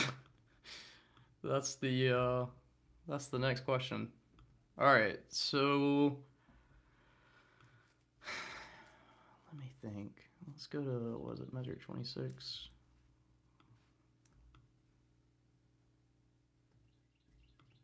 Let's go to suggest chords.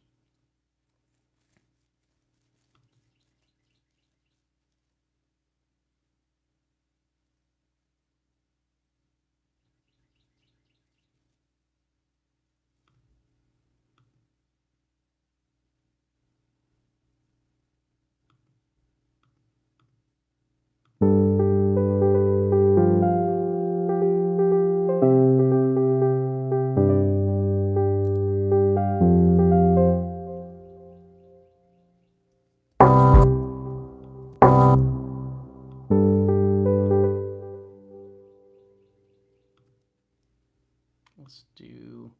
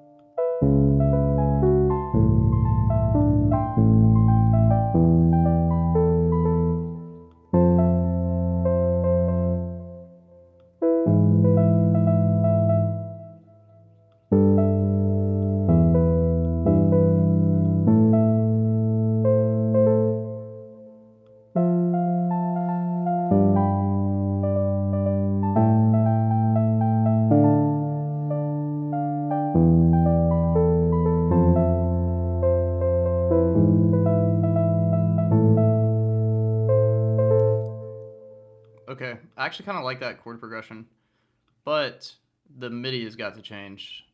The MIDI does not fit at all.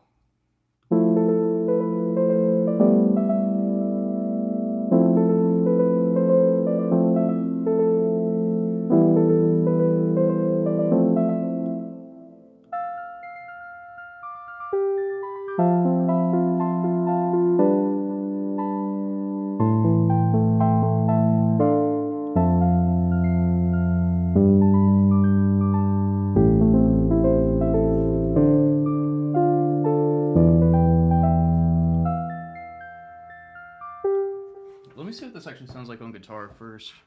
Chord progression is F major 7, G add 9, A minor 7, D minor 7, E minor 7, F major 7, E over A flat to A minor. So using that cool passing chord. So let's see, it would be, I'm just gonna play the originals.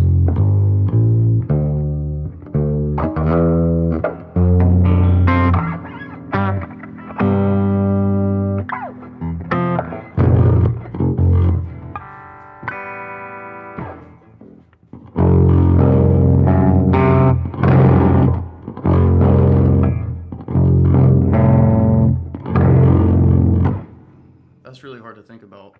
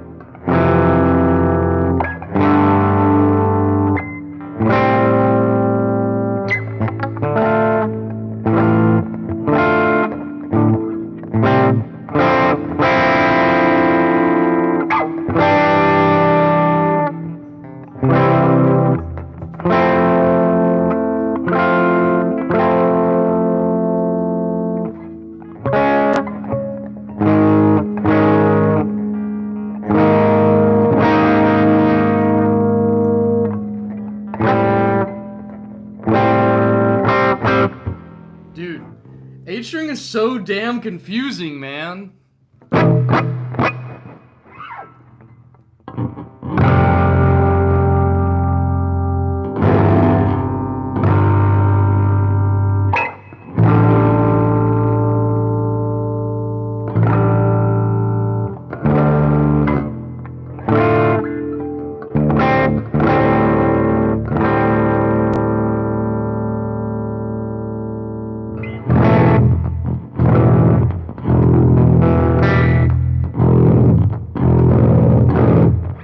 Alright, so that would be...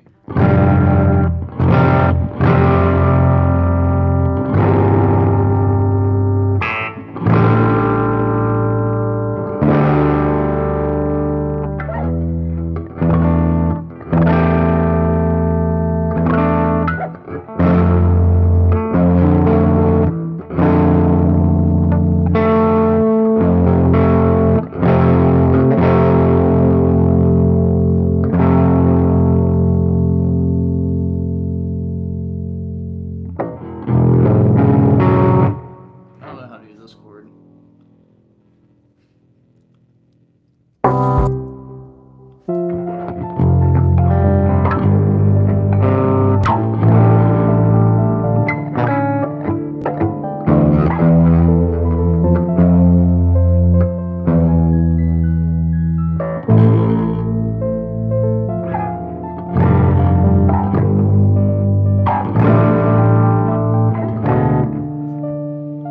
First of all, this is too fast. This is what, 90?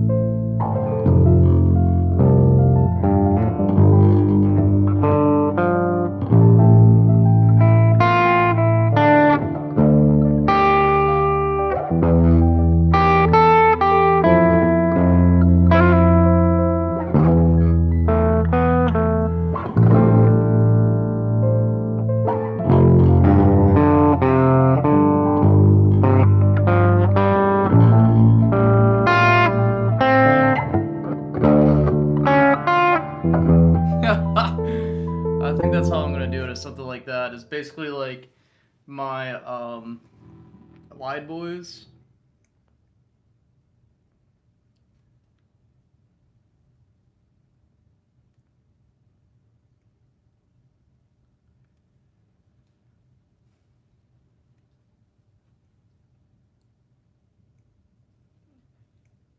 Yeah, that's literally it. Yeah, I've got it in a different tuning than standard. It's in drop E and drop A. So it's basically my bass. That's exactly what I'm playing, is like a bass and guitar at once, so I can accompany myself. So what I'm thinking about, the progression, if I was just to play bass, it would be this.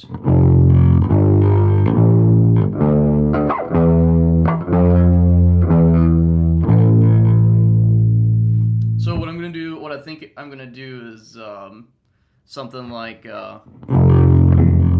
I'm getting used to the strings, but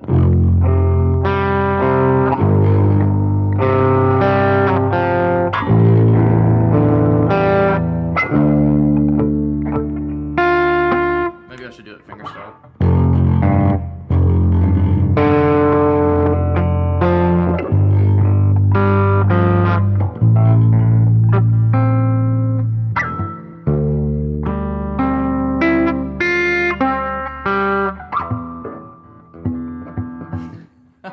My hand doesn't want to play it, man. Oh, well, I'm glad you think so.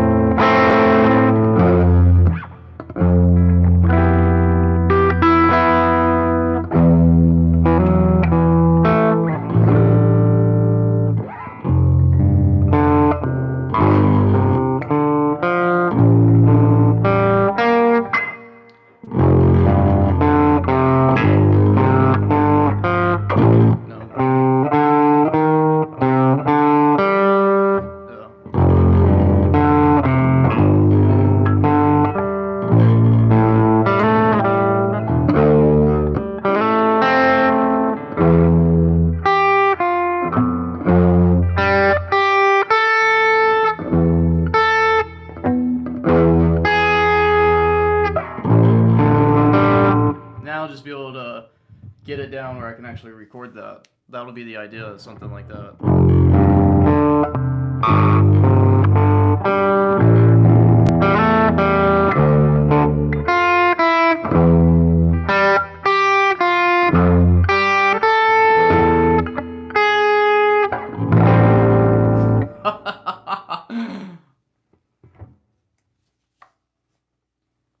Well, that's good. That's me. Now let's see if I can do it with the piano now.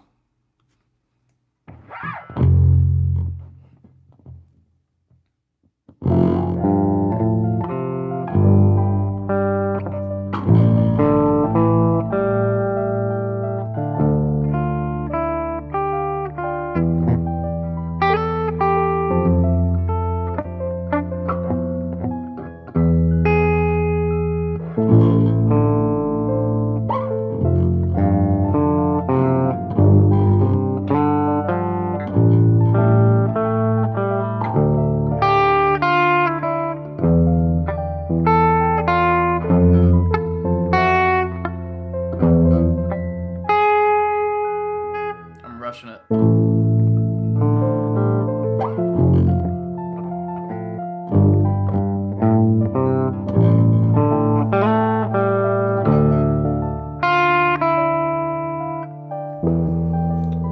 Okay, here's what I'm actually gonna do.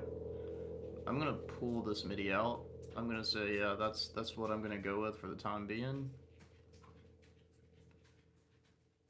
And I need to see. I'm gonna pull this out. Hold on. I need to see how this fits, anyways. Make sure everything gels together.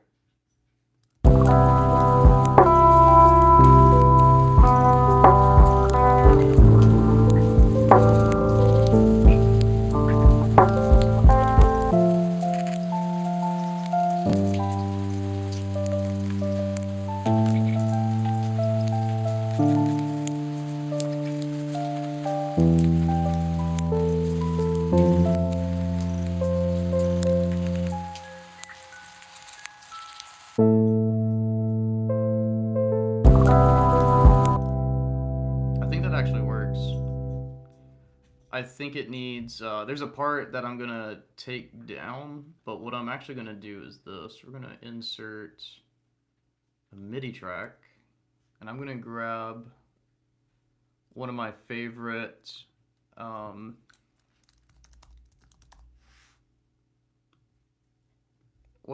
keys.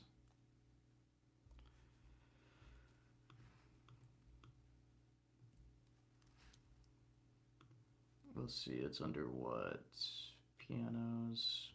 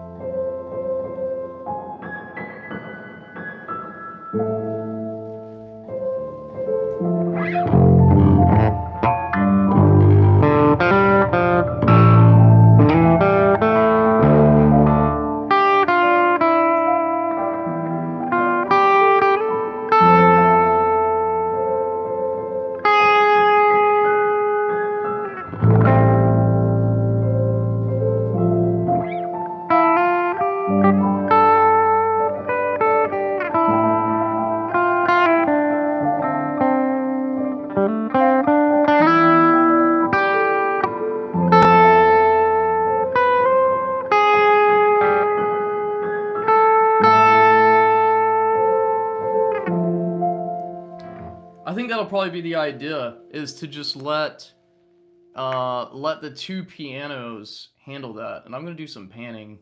Oh, I need to automate panning though.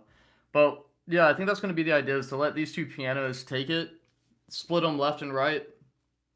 And then I think all I'm gonna do is play like a lead thing on it, like a...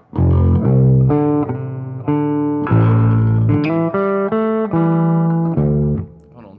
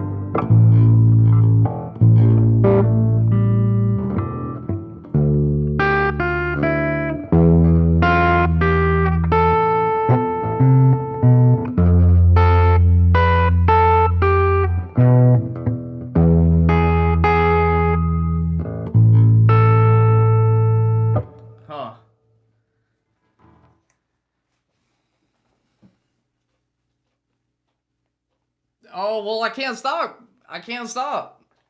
I want a career in music. What else am I gonna do? Sit here and wait for somebody to give me one? They don't hand these out. I want them to, but they don't. I gotta work. If I don't work for my goal, if I don't work for my dream, who will? That's what I say. That's what I say, man.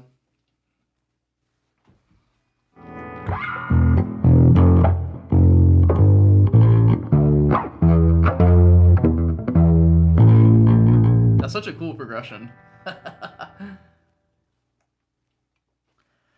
Yeah. Well, I procrastinated kind of yesterday. Yesterday I didn't really do much. I did practice guitar. I'm learning some Chan music. That's kind of like what I practice.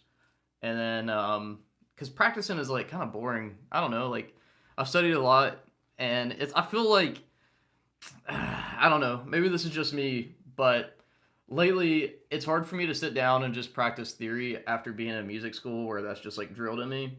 So instead of practicing stuff like that, I just kind of practice songs and dissect how they're using the song. So it's still theory, but it's like applied versus like, oh, show me how to do F major 7 in all 8 positions. I'm like, that's cool and all, but let me show you how to play like Bubble Tea by Chan. And it's like, whoa, okay. This is way cooler than F major 7 in 8 different positions. Because I was going back and forth, you know? And then lately, I've been really working on my sweep picking. My sweep picking is getting so much better, man. But all it is just work.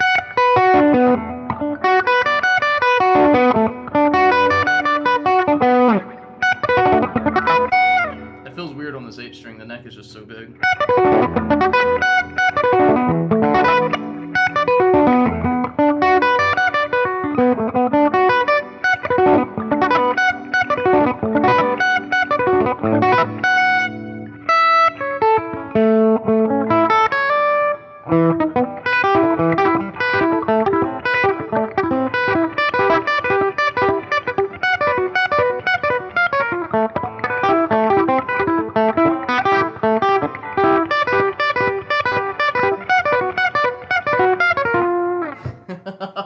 Yeah, that's hard on an A string though. The nut is cut differently than what I'm used to. But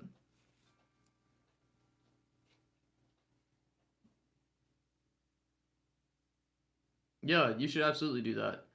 Um, yeah, man, I don't know. I can kind of tell you like how I hack it because I'm hacking all this. I'm putting this together. Don't let me fool you in thinking that I've got some.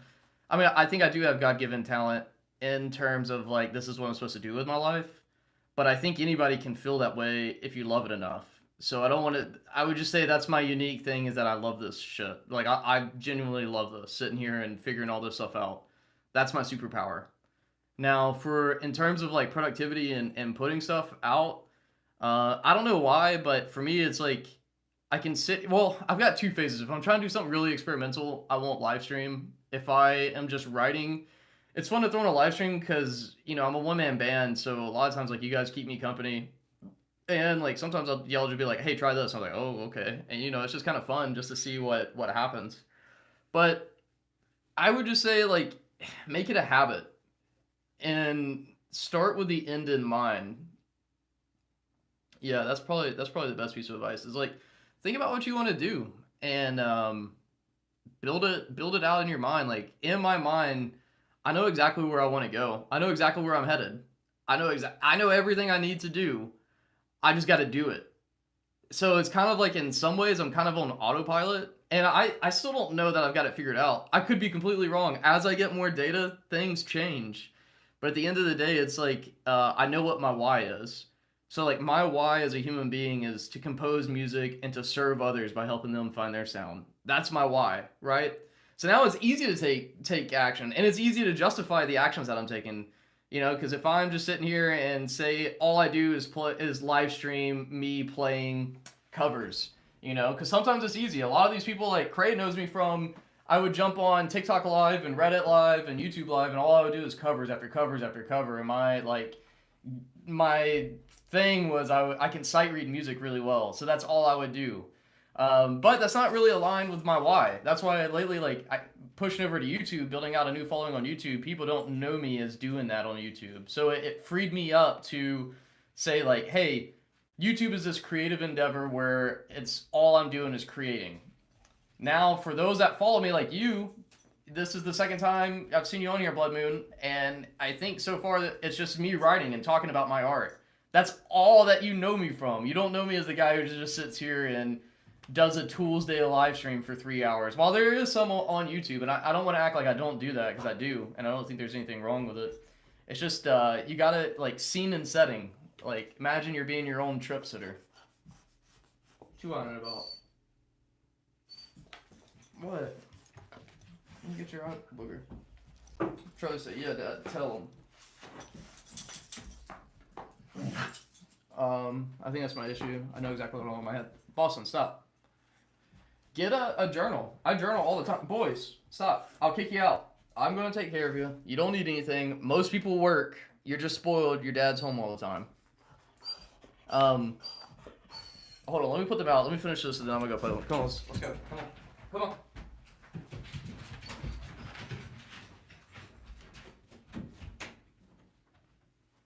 Got his ass. What's up, man? All right, I see you. You don't have to spam it. But what I would recommend you do, Blood Moon, is get a journal. I use a journal and a fountain pen, and I kind of write out like what I want to get done the day before. And I haven't done this lately, so hopefully this is going to inspire me to do it again.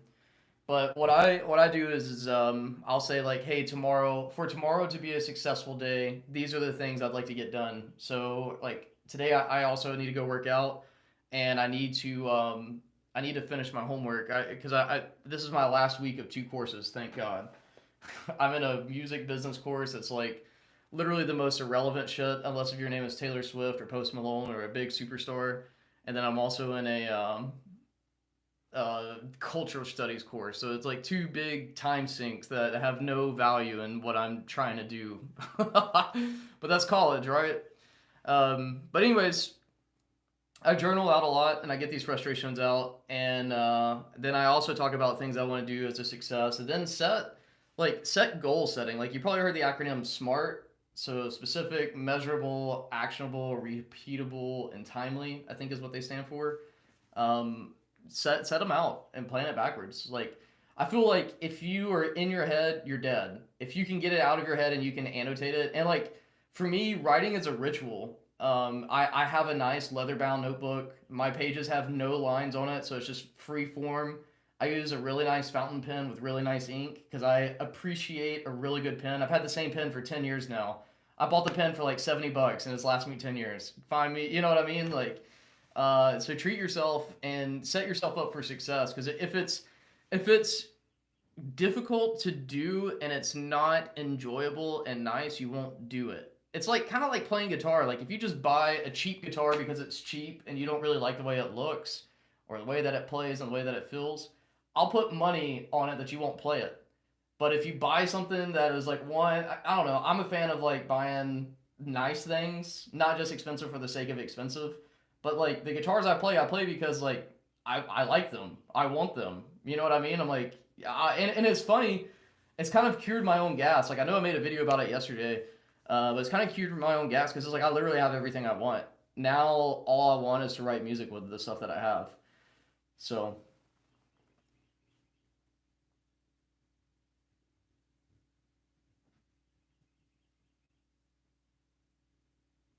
Yeah, do it.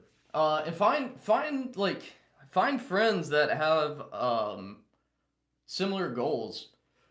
And I promise you, even if you feel like, excuse me, I promise you, even if you feel like there's no one in your town or you don't know anyone in IRL that is aligned with your goals, or at least someone you can bounce ideas off, there are people online who will be your friend and do this with you. You want to know a prime example of that? Well, this buddy right here, Craig Bigsby, him and I text a lot, and I bounce ideas off of him. He bounces ideas off of me, and we've never met in real life, but we've talked on Discord. So there's people out there that you can align yourself with, that'll push you and motivate you and get you excited about whatever it is you're doing. So I don't know. I'm big on community support. So try to find, like, if you're a creator, if you can create a community of like-minded people, and join my, I think I have a Discord, but it's kind of like half-assed. I think I'm gonna create like a channel Discord that's gonna be centered around this, so you'll have these people. You know what I'm saying? So that way you don't have to go like it won't be as like daunting of a task to say like, all right, I'm gonna start building a community now because it takes time. It takes so much time to build a community. I'm not gonna sit here and lie to you and be like, yeah, you can do it overnight. Go ahead. Maybe you can. I haven't figured it out. So if you know how to do it, let me know. I'd love to know. But yeah, yeah, I'm a big fan of process, and also I'm a big fan of like getting your environment set up to support you. Like yesterday, I spent probably 4 hours figuring out how to get everything in my studio talking to each other where I can record with it, and everything is just like, oh, I got an idea for the synthesizer or the piano, you know. Or I want to go over here and drum. That's the next thing I gotta figure out is the MPC software. I don't understand that one yet. But everything else I've got a system for, and I know how to use it. You know, so when I sit down in this chair, it's like my mind. It's like I'm getting ready to be creative. And sometimes this doesn't work. Like sometimes I don't want to sit in my studio and write because I spend so much time in here. But that's why I got the MPC.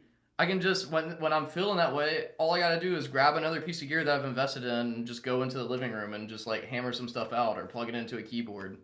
So you just gotta set up your scene and setting and intention. And in the past, what I would do is I would meditate before I started writing. I know that's not like the most fun thing to talk about as a YouTuber, but it's true. I would sit here and I would. There's so many good guided meditations. Like if you're not good at meditation on your own, I would get on YouTube and you can type in meditation for creativity. And you'll be amazed what a 10, 15-minute pause breathing exercise with intention would do for your rest of your session. So maybe try that. Also, like if I'm writing on pen and paper, I listen to writing inspired music. But yeah, I think my big issue is that I just keep getting stuck in planning phase and I write background stuff and information instead of starting. Yeah. Well, at least you know. It's half the battle. But hey, I'm gonna jump off here to go eat. I need to eat, play with my dogs. I'm gonna go work out, and then I'll probably finish this track later on. Let me hear it from the top again, just so I can see what we got. I kind of want to double this. Hold on. I'm gonna experiment with something.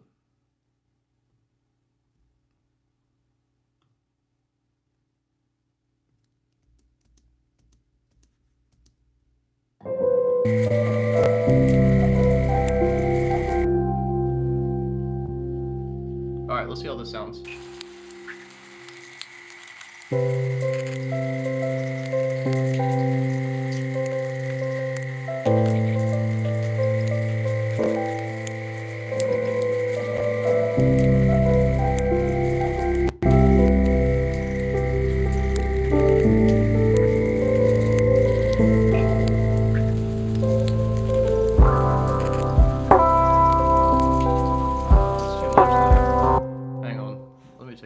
Too much here. It may work here, but this also needs to be turned down quite a bit. This is a loud plugin. Alright, the song's called Rain. Here we go. Yeah, if you're going, get on. I'm just gonna listen to this one more time.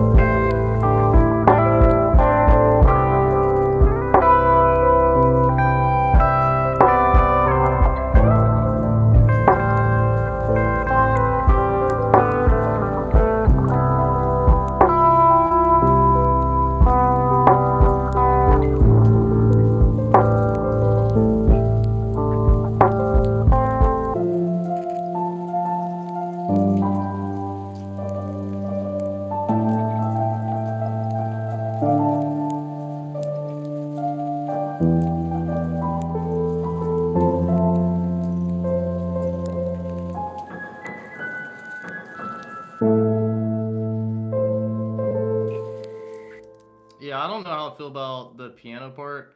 I think I need to sit down and actually write out that guitar part and just use that. But oh well, it's there. That's all that matters is that I started. Hey, well, thank you guys for hanging out with me. My goal is I'm probably going to finish this song. I want to finish the song either today, once I've got some time to take a step back from it and hear it with fresh ears. And then what I also want to do is finish mixing and mastering it by probably, hopefully by this weekend, and continue to release music. So I think from here on out, what I'm going to do is try to release like a song, at least a song a month. In my mind, my goal is like a song a week would be sick. And then once I have enough to put them into an album, put them into an album of like my favorite ones. So that way, like I'm trying to play the numbers game. It's kind of like, I think Spotify is going to be like YouTube. Honestly, I think this would be a whole other video, but I think the music industry is changing to where it's kind of like social media. Like I think if you can think about streaming your music the same way that I think about my YouTube videos and my TikToks and my shorts, I think that's the game I want to play, where it's like a ton of numbers games of like, hey, because I'm a composer, I can compose, like I can just sit down and turn on composing mode. I don't know how, but I can. Like this sat down just from picking up an 8-string guitar and being like, screw it. So I think if I continue to put out music, it keeps me on my Spotify like playlist. You know what I mean? Because then think about it, if as a fan, if you like the music that I write and I consistently put out music that's in that vibe of like me, I don't know. I wish that like Chan would put out music every week. I'd be like, what? And then they're going to get progressively more complex. I'm just learning I'm fine tuning my craft. But I think that's the game I'm going to play. I think because I read Damian Keys talked about this. One year Drake put out like over 300 different songs, and they're all playing that same game because it's like if you get, sure, I think over 2 years my music has made me $7 from streaming platforms, but that's $7 with like 4 songs in 2 years. So if I can consistently put out music, maybe that's the game the big guys are playing. I don't know. I'll try it out and I'll report back. But all right, I'm gonna go eat and play with my dogs. Hey, thanks for hanging out. Hope you guys have a great day. Blood Moon, I hope that you pick up your journal and write in it and make some progress. And I'll see you guys on the next one. Peace!